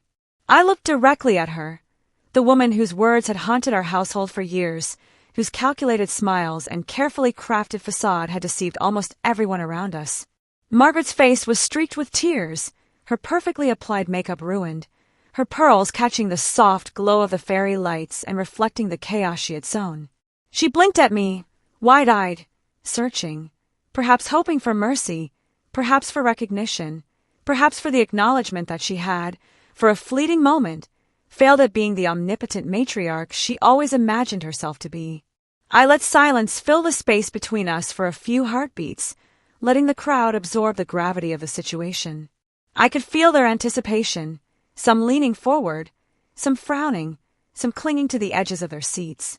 Everyone was waiting to see what I would do, and I understood then that my reaction would not only determine how this confrontation ended, but also set the tone for our family moving forward. Slowly, I lifted my chin, straightened my back, and let my voice carry across the garden. "Margaret," I began, my tone calm but imbued with authority, "I have listened. I have watched. I have endured. But this moment is not about anger. It's about truth." The crowd shifted slightly, some nodding subtly, some gripping their hands together, as if bracing for the storm of words they expected next. Margaret's lips parted, her throat working as she tried to form a response, but I continued before she could interrupt. "You spoke your truth tonight," I said softly, yet with a resonance that filled the garden. "You admitted the things you tried so desperately to hide, the things you believed only you could control. And now everyone knows." Her eyes widened, and a faint tremor ran through her hand as she reached for a glass of champagne. She began, but faltered, her words dissolving in the tension. I raised a hand, signaling her to stop, not because I intended to silence her, but because I wanted her to see me, to feel the weight of this revelation without my interference. "Do you see now," I continued, "that deception, no matter how subtle or clever, always surfaces? That power built on lies is never as strong as it seems." Margaret swallowed hard, her throat moving nervously. She nodded once, almost imperceptibly, but it was enough for me to know she understood. Not fully, not yet, but enough to recognize that the balance had shifted. At that moment, I felt a wave of clarity wash over me. For years, I had allowed her behavior to dictate my emotions, my choices, my sense of safety within my own home. But now, standing in the middle of the garden, surrounded by family, friends, and witnesses, I felt a kind of liberation I hadn't known I could experience. This was the culmination of years of restraint, patience, and quiet observation. Every subtle gesture, every whispered manipulation, every hidden motive had led to this moment. And now, the power of truth was mine. I took a slow, deliberate step toward her, closing the space between us. Not with anger, not with vengeance, but with the quiet, unshakable strength of someone who had endured, observed, and prepared. My eyes met hers again, tearful, panicked, searching. And in that gaze, I saw the reflection of all the moments she had tried to control me, to control David, to control Emily. And yet, in that same gaze, I also saw something else, fear. Fear of losing control. Fear of being exposed. Fear of a reality she could no longer manipulate. I lowered my voice, letting it reach not only her ears but the hearts of everyone around us. "Margaret," I said, "I am not here to humiliate you. I am here to reclaim what was always ours: honesty, integrity, and a safe space for my daughter to grow without fear of manipulation or deceit. You will have a choice now to continue in this pattern or to start being the person you should have been all along." The words hung in the warm evening air. The crowd was silent, and even the children seemed to sense the gravity of the moment, standing still, watching the adults unravel and confront their truths. Emily tugged gently at my dress, her small hand seeking reassurance. I bent down and whispered, "It's all right, sweetheart. Mommy's got this." For the first time that evening, Margaret's lips quivered not in a rehearsed smile, but in genuine acknowledgement of the situation. The armor she had worn for decades, the perfect posture, the charming deflections, the quick-witted remarks, had melted away, leaving only a human being confronted with the consequences of her actions. I allowed a long pause, letting her soak in the weight of my words. Then, gently, I said, "This is your moment. How you respond now will define the rest of your life and the lives of everyone around you. We are watching. We are listening. And we will not forget. Her eyes welled up again, and she opened her mouth, but no words came. Not yet. The crowd held its breath, sensing the fragility of the scene. I remained calm, poised, and in control, not as a victor gloating over a fallen enemy, but as a woman standing firmly in the truth she had fought to uncover and protect. At that precise moment, a wave of emotions surged through me. Anger, relief, sadness, and triumph all collided in a chaotic, yet strangely liberating mixture. My heart pounded, my throat felt dry, yet I stood taller than I ever had. Years of manipulation, subtle psychological games, and hidden deceptions had brought us to this confrontation, and I had navigated it with grace, patience, and unwavering purpose. I glanced at David, whose hand found mine again, gripping tightly in solidarity. He nodded subtly, a silent affirmation that together we had survived her manipulations and were now reclaiming our family. Emily looked up at us with wide eyes, sensing a shift in the atmosphere but trusting completely in her mother's protective presence. And as I looked back at Margaret, kneeling slightly, trembling, and finally beginning to comprehend the enormity of her exposure, I realized something profound. My reaction, calm, measured, and centered in truth, was not only the turning point of the evening, but the defining moment of our family's future. We had faced the darkness she had cast over our lives, and by holding to honesty, dignity, and courage, we had illuminated the path forward. And in that golden, fairy-lit garden, surrounded by witnesses, I felt it, a quiet, unshakable triumph. Not of revenge, not of humiliation, but of truth, and of my unwavering commitment to protect the ones I loved most. The public revelation had occurred, and my reaction had not only witnessed it but transformed it into a moment that would forever define our family's legacy. Because sometimes, the power of a single, deliberate, composed reaction can change everything. The moment had passed, and yet the night still hung heavy with tension, the golden fairy lights casting long shadows across the backyard. The air was thick with whispers, soft gasps, and the faint scent of the birthday cake that had been left half-eaten on the table. 200 pairs of eyes had witnessed the unraveling of a facade so meticulously maintained that it had once seemed untouchable. My mother-in-law, Margaret, stood there, trembling, stripped of the armor she had worn for decades, finally exposed in all her calculated deceit. But the truth, as liberating as it had been, was only the beginning. Because now, the time had come to act. To reclaim what had been hidden, to secure justice, and to ensure that the deceitful manipulations that had plagued our family would never rise again. Revenge wasn't about cruelty. It wasn't about humiliation for the sake of spectacle.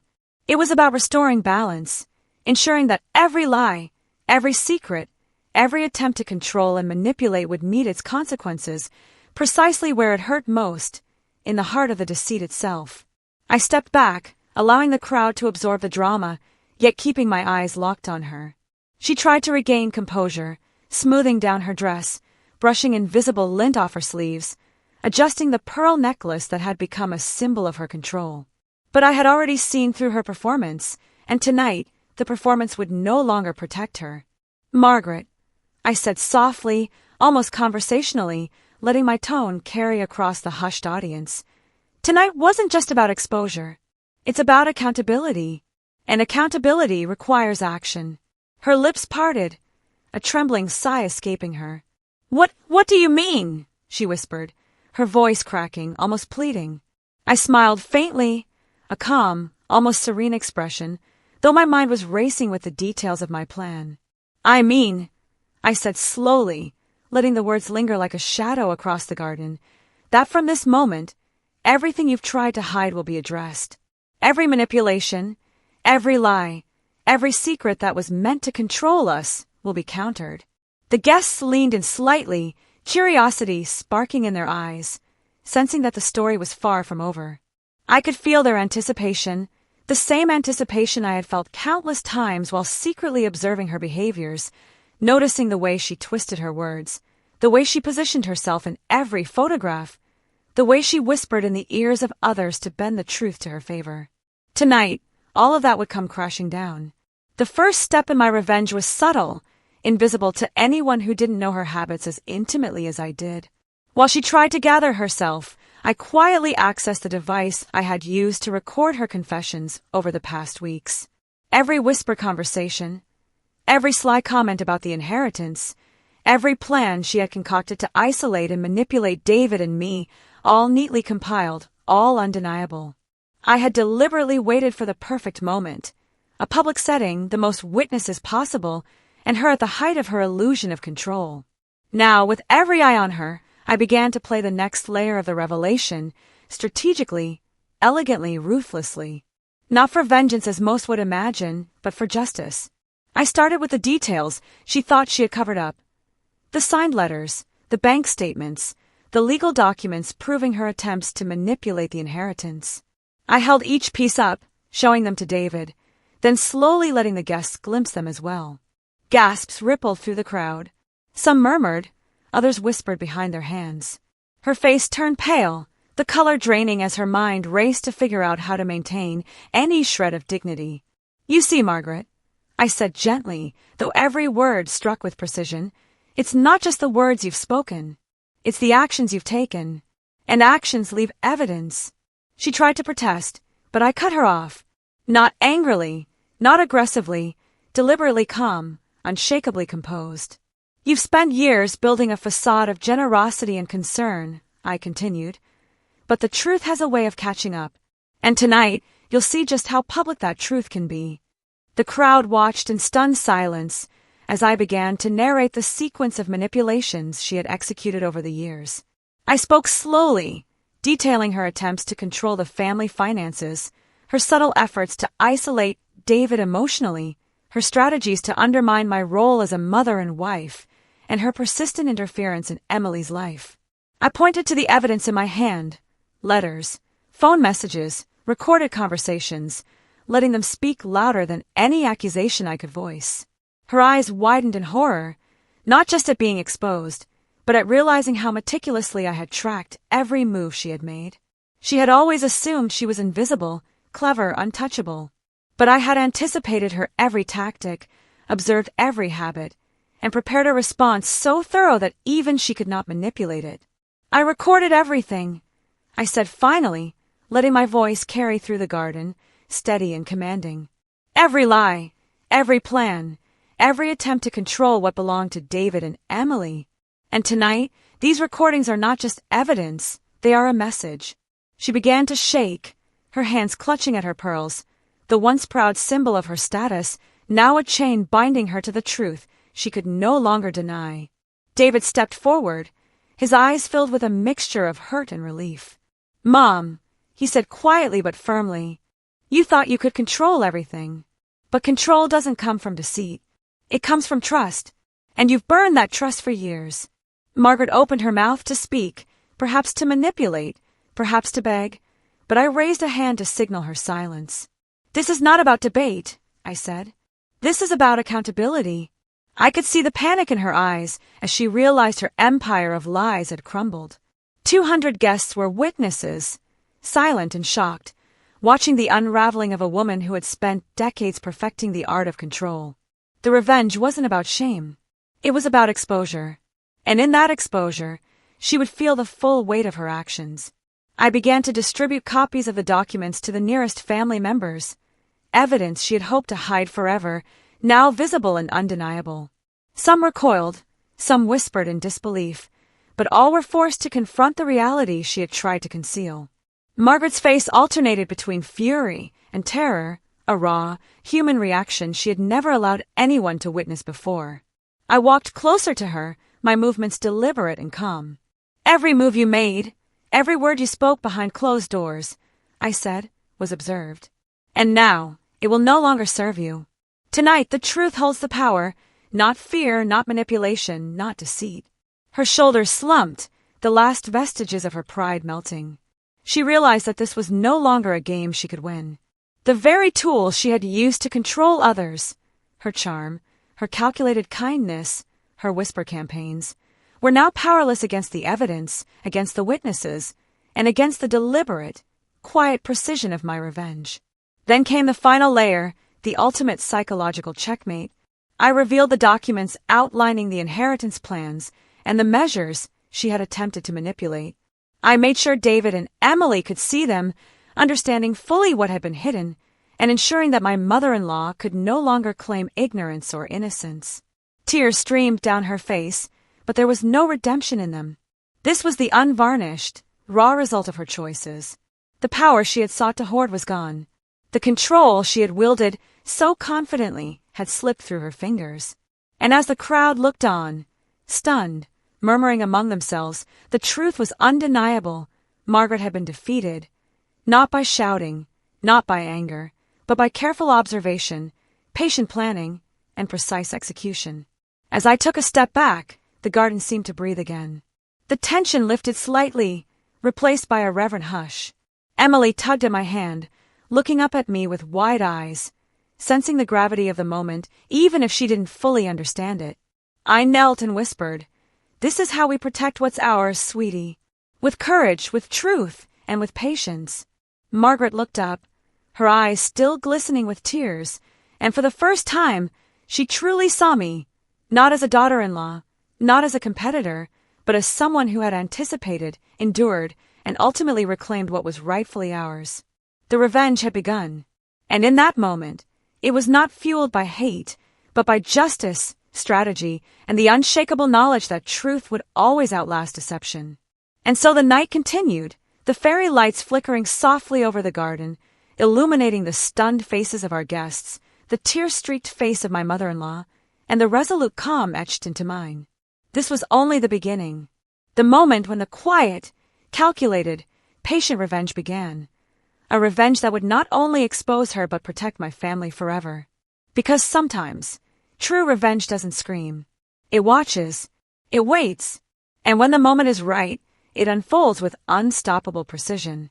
The night had reached its peak, and with it, a tension so thick it seemed to cling to the air like a heavy fog. The garden, once alive with laughter and the soft music of celebration, now felt suspended in time. Every fairy light seemed to cast a sharper glow, illuminating the faces of our 200 guests, frozen between curiosity, fear, and fascination.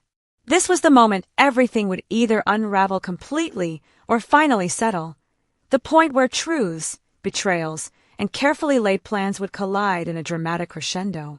The climax had arrived, and I could feel it pulse through my veins, a rhythm of anticipation and raw emotion. Margaret stood in the center of the yard, her shoulders tense, her hands gripping the edges of the pearl necklace she had always used as armor. Her polished composure had long since melted away, leaving a raw, vulnerable figure beneath the surface. She glanced around, seeing every pair of eyes locked on her, every whispered murmur magnified in her ears. 4 years, she had controlled rooms with charm and manipulation, but tonight, she was powerless, exposed before not only her family but friends, acquaintances, and strangers alike. The sheer weight of her exposure made her falter, as if gravity itself had shifted under her feet. I stepped forward, my heels crunching softly against the grass, and positioned myself at an equal distance from the crowd and from her. The subtle sound drew the eyes of the witnesses to me, the energy of the gathering seemingly bending around my presence. This wasn't just a confrontation, it was a battle of wills, a final reckoning between truth and deceit, between years of hidden manipulation and the unwavering resolve to protect my family. The recordings I had prepared were now ready to be played for the second, decisive time. Not merely as evidence, but as a crescendo of revelation that would seal the moment. My finger hovered over the play button, the familiar hum of the speaker system, waiting to amplify every word she had spoken behind closed doors. I glanced at David, who nodded subtly, understanding the gravity of what was about to unfold. Emily, wide-eyed, clutched my dress, sensing the magnitude of what her mother was about to do, but trusting completely in my guidance. I pressed play. The room was filled with her voice again, this time louder, clearer, impossible to ignore. "If he finds out about the will, I'll lose everything. That girl doesn't deserve a dime. She's only here because of him. Once that paper's signed, she'll be out of the picture." The words reverberated across the garden, slicing through the night like a sharp blade. The reaction was immediate. Gasps echoed. A few guests covered their mouths in shock. Others whispered nervously, unable to believe the venomous truth they had just heard. Margaret's face shifted from panic to horror, her jaw tightening as the weight of her own words, amplified, undeniable, and irreversible, sank in. I stepped closer, letting the microphone in my hand carry my voice across the silent crowd. "Everyone heard that," I said calmly, each word deliberate. "Every lie, every plan, every manipulation she thought was hidden, it's all here. And now the truth stands in front of us, unshielded, undeniable." Margaret's lips quivered. You can't," she began, but her voice faltered, drowned by the charged atmosphere of witnesses and the undeniable evidence. Then came the pivotal moment, the true peak of the evening. I revealed the documents, bank statements, legal papers, and written correspondence, each piece meticulously aligned to expose the depth of her deceit. I distributed them to a few close family members first, letting them verify the facts, then held up the most damning evidence for the entire crowd to see. The reactions were instantaneous, murmurs of disbelief, wide eyes, and whispered confirmations. The perfect image of Margaret, the untouchable mother-in-law, the family matriarch, was shattered beyond repair. Her hands shook as she tried to collect the papers, her voice breaking into desperate pleas. This isn't fair. You can't do this in front of everyone." I raised my hand, gently but firmly. "Fairness is not the point, Margaret. Accountability is.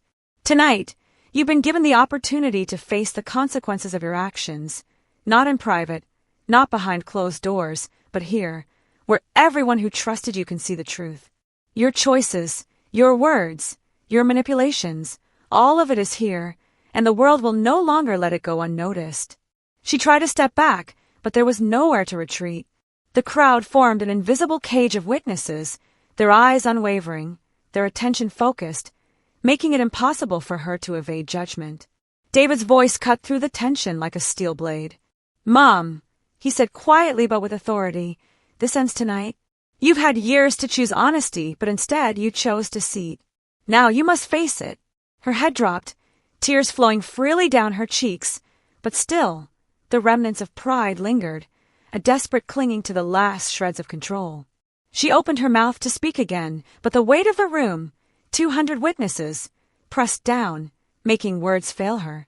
I took a slow breath, letting the silence do its work. Then I spoke. "Margaret, you tried to control us, to manipulate, to deceive. But tonight, the control is gone. The power you thought you held over this family has been transferred back to those it truly belongs to love, to honesty, and to justice." Her sobs filled the silence, raw and human, breaking the tension slightly but not diminishing the impact. The climax of the confrontation was no longer a battle of words, but a visceral acknowledgement of reality. Margaret had lost. And then came the unexpected, almost surreal element of the climax, the realization that this confrontation had not only exposed her but transformed the dynamic of our entire family.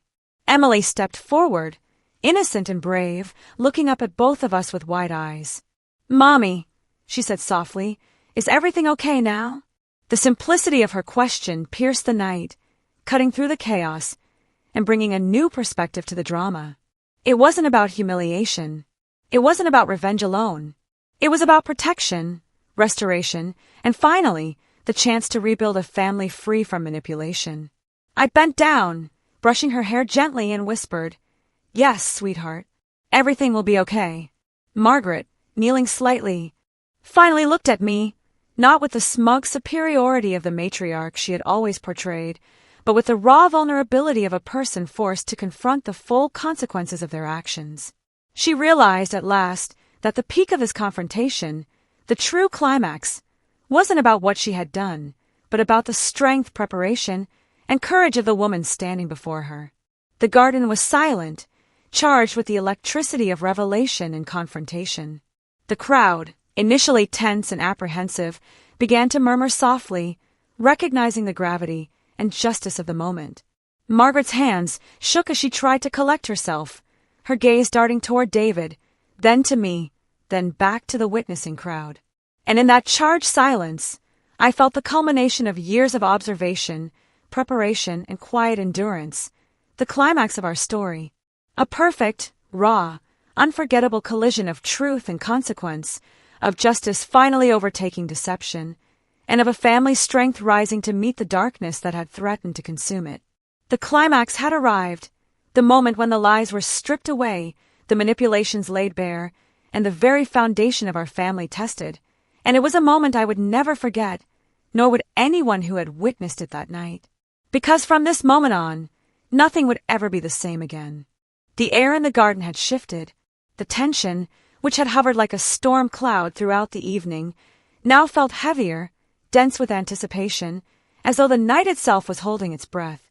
200 guests were still present, lingering near the edges of the yard, drawn magnetically into the unfolding drama. Every eye was fixed on my mother-in-law, Margaret, whose meticulously crafted image had been reduced to trembling vulnerability. The confrontation, the public revelation, the exposure of her manipulations, it had all led to this single, pivotal moment, her apology. Margaret's hands shook as she tried to gather the last vestiges of her composure, tugging at the pearl necklace that had always been her armor, smoothing the creases of her skirt, wiping the tears streaking her makeup. But all attempts to reclaim dignity were futile. The truth she had spent a lifetime hiding was now impossible to deny. She looked around, scanning the faces of the crowd, then fell onto her knees, a motion so abrupt and dramatic that the murmurs of the witnesses intensified. The crowd seemed to lean in closer, sensing that what they were about to witness was not just a surrender, but an unguarded, raw confession from a woman who had spent decades controlling everything and everyone around her. Her voice quivered as she began, barely audible at first, almost swallowed by the soft rustle of leaves in the evening breeze. I am sorry," she whispered, her words fragile, carrying the weight of guilt accumulated over years of manipulation and deceit. "I never should have tried to control everything. I was wrong." The guests were silent, but the tension in the silence was electric. Some shifted uncomfortably, others crossed their arms, unsure of how to react to the rare sight of a person stripped so completely of pride. I watched her closely, observing every subtle flicker of her expression, the quivering of her lips, the slight furrow of her brow, the way her shoulders hunched under the burden of shame. The woman who had once dictated the rules of every conversation, who had subtly undermined every decision, now knelt, defenseless, seeking something she could not demand, forgiveness. Her voice grew slightly stronger as she continued, desperation creeping in. I never wanted to hurt anyone. I thought I was protecting my family, but I see now. I only caused pain. To David, to Emily, to you." She glanced toward me, her eyes glistening with tears. "I know I have no right to ask, but please, can you forgive me?" The words hung in the air like fragile glass, shimmering with tension and possibility. It was a request that carried the weight of decades of manipulation, betrayal, and silent cruelty, yet also the vulnerability of someone finally confronting the full impact of their actions.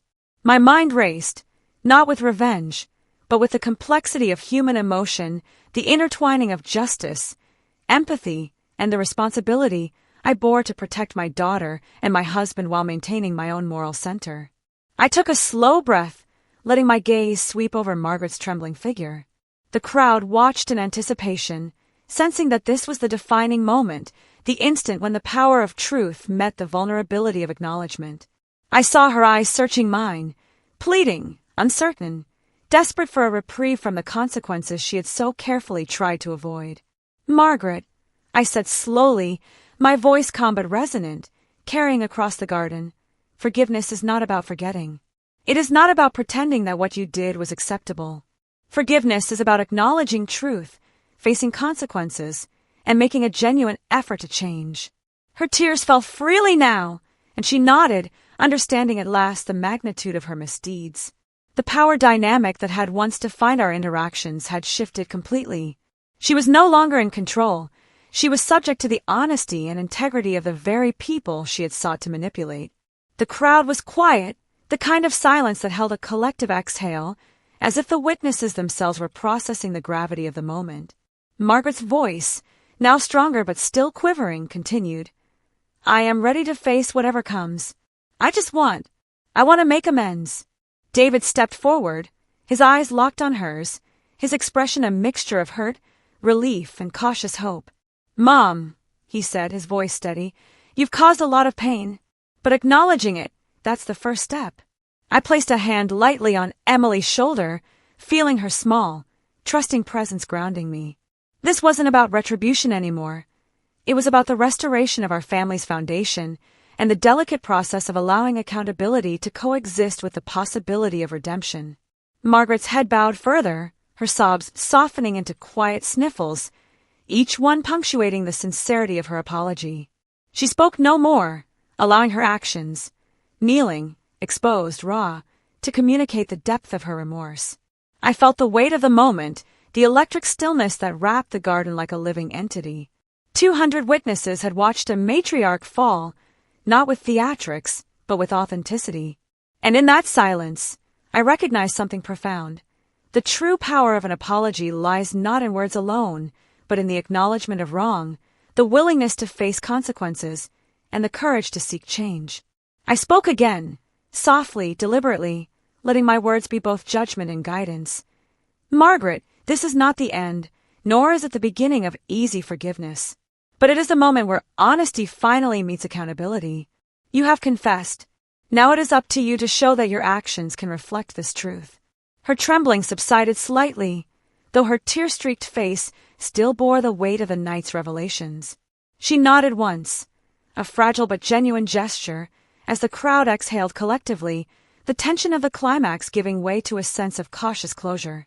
And in that golden-lit garden, with the whisper of leaves and soft murmurs of the audience filling the spaces between us, I realized something crucial. The apology was not just her act, it was the pivotal pivot upon which the fate of our family would balance. A delicate thread of possibility stretched forward, one that could lead to reconciliation, healing, and the careful reconstruction of trust, or, if neglected, to further estrangement. But in that moment, kneeling before me, stripped of pretense and power, Margaret had taken the first, crucial step. The apology had been made, raw and public, and it had set the stage for the next chapter, one that promised either redemption or irreversible consequences. And as the night deepened, the fairy lights swaying gently above, the entire garden seemed to hold its breath, waiting to see what path the fragile act of contrition would lead us down. The night had finally begun to settle, though the garden still carried the echoes of the storm that had erupted only hours before. Fairy lights swayed gently above, casting soft golden glows across the faces of the 200 guests who had witnessed the unraveling of my mother-in-law's carefully constructed facade. Laughter and music had long since faded, replaced by an almost reverential silence, the kind that comes when people have watched something raw, real, and irrevocable. The confrontation, the exposure, the revenge, and the public apology had all reached their crescendo. Now what remained was reflection, not just for Margaret, but for every member of the family, and for me personally. I looked around the garden, surveying the scattered guests who still lingered, hesitant to leave, as though they had been caught in the gravitational pull of our family drama. Conversations were hushed, eyes darting toward Margaret, and then toward me, the silent question on everyone's mind: what would happen next? How would this family heal after decades of subtle manipulation, deceit, and unspoken resentments? I knew the night would leave a permanent mark, a story to be retold, lessons to be learned, and memories etched indelibly into every heart present. I turned my gaze toward Margaret. She was seated now on a folding chair near the edge of the garden, head bowed, hands clasped tightly in her lap. The proud, controlling woman I had known for years had been replaced by someone smaller, more human, more vulnerable. Yet in her vulnerability, there was potential, the chance to rebuild, to reflect, to truly understand the consequences of her actions. Her apology had been made. The acknowledgement of wrongdoing was out in the open. It was now her choice whether to act with sincerity and change, or to retreat into old habits and pride. David approached her cautiously, his face calm yet resolute. "Mom," he said softly, "this was hard to watch, but it needed to happen. We all need honesty. Without it, nothing in this family can truly grow." Margaret nodded, her shoulders shaking slightly, a silent affirmation of understanding if not full acceptance. Emily tugged gently in my hand, sensing the lingering tension and the fragile peace that had been established. "Mommy," she whispered, "is everything okay now?" I knelt beside her, smoothing a strand of hair from her face, and whispered, "Yes, sweetheart. Tonight we face the truth.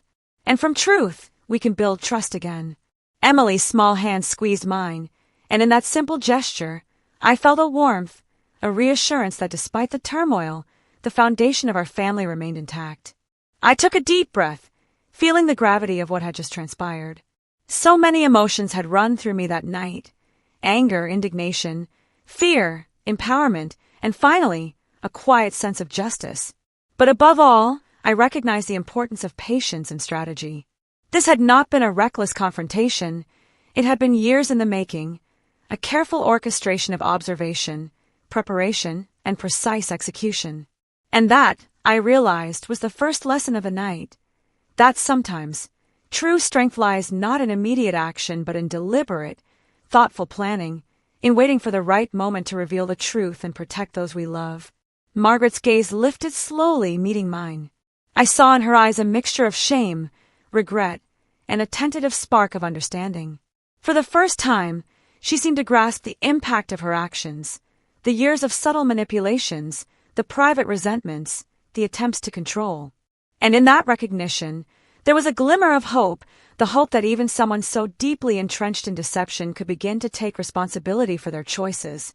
As the guests gradually began to leave, the garden emptied into a soft, tranquil silence, save for the occasional clink of chairs and the fading murmur of conversations.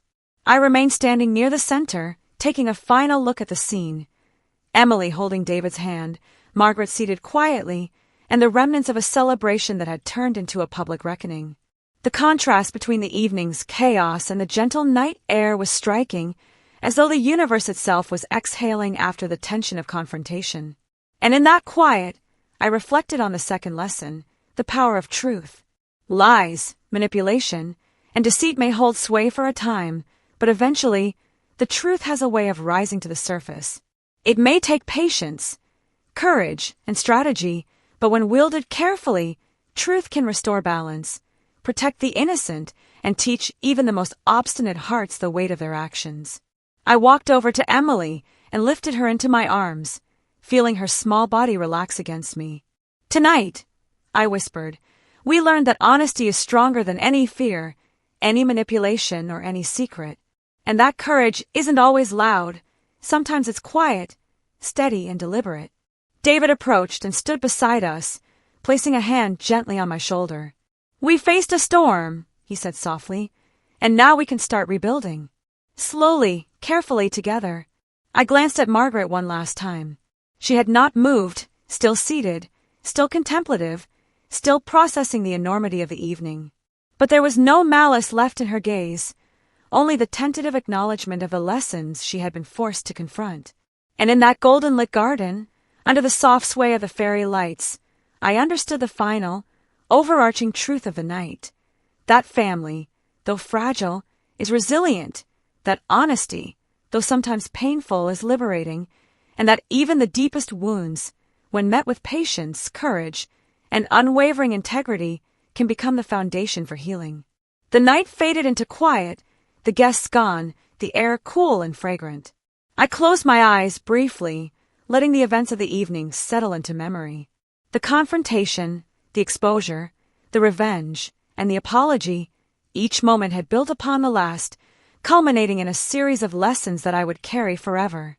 The value of patience and observation, the unyielding power of truth, the importance of courage and deliberate action, the potential for redemption, even in those who have long deceived, and above all, the unshakable bond of family, fortified through honesty, accountability, and love. I opened my eyes and looked at Emily, David, and finally Margaret. The night had ended, but the lessons remained.